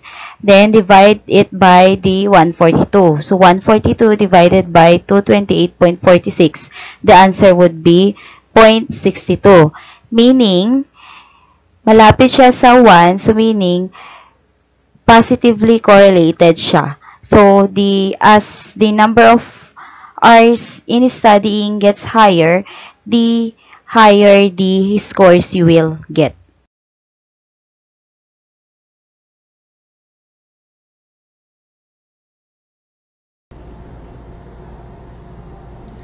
At this point, you may now post your questions on the chat box, or you may raise your hands to be recognized.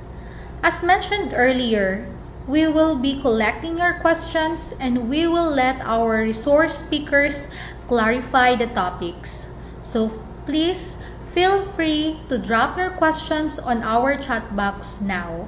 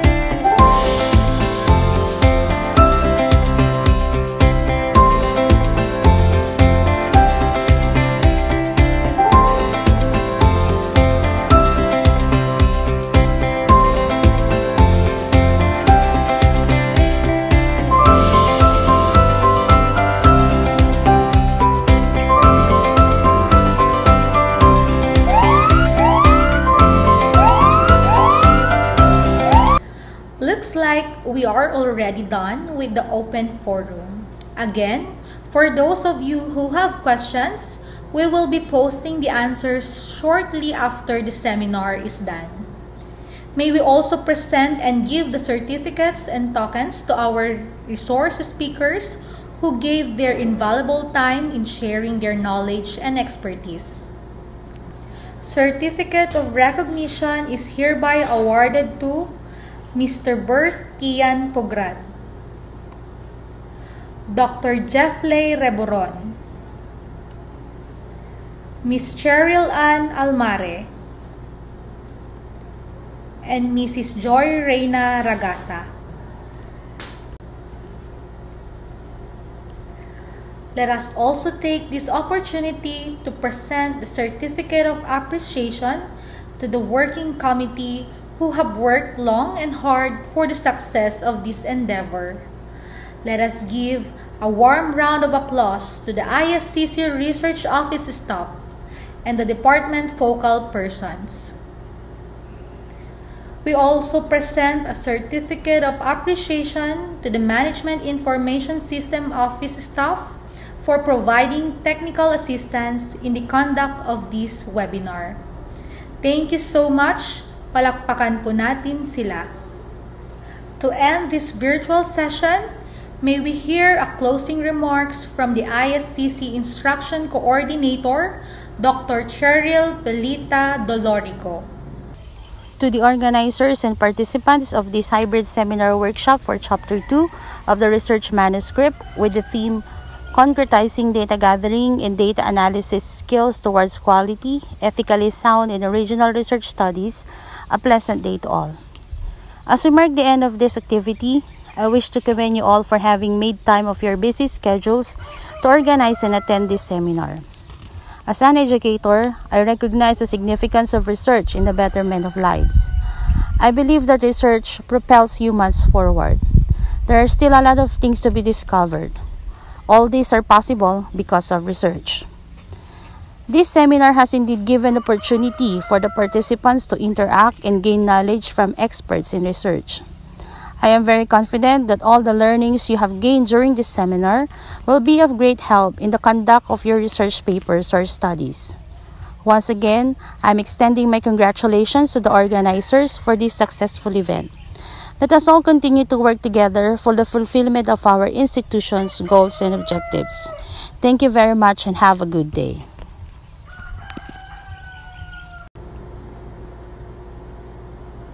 Looks like our webinar is already drawing to close. But before we end our webinar, we all remind you, our dear students, to fill out the evaluation form. The link will be sent in our chat box. For those of you who have attended the face-to-face seminar, please visit the link you are seeing on your screen. We also expect you to work with your research advisors to improve your manuscript based on the things you learned from this webinar. Both the evaluation form and the attendance in the workshop will be used as a basis for the release of your certificates. Maraming salamat po. Success all depends on the second letter. It is you. Yes. The success of a research endeavor depends on us, our patience, determination, and perseverance to attain our goals. With that being said, the ISCC Research Office staff would like to thank you all for participating in the first hybrid seminar workshops for ISCC students. To God be the glory. ISCC arises. Kudos, ISCC Research Office.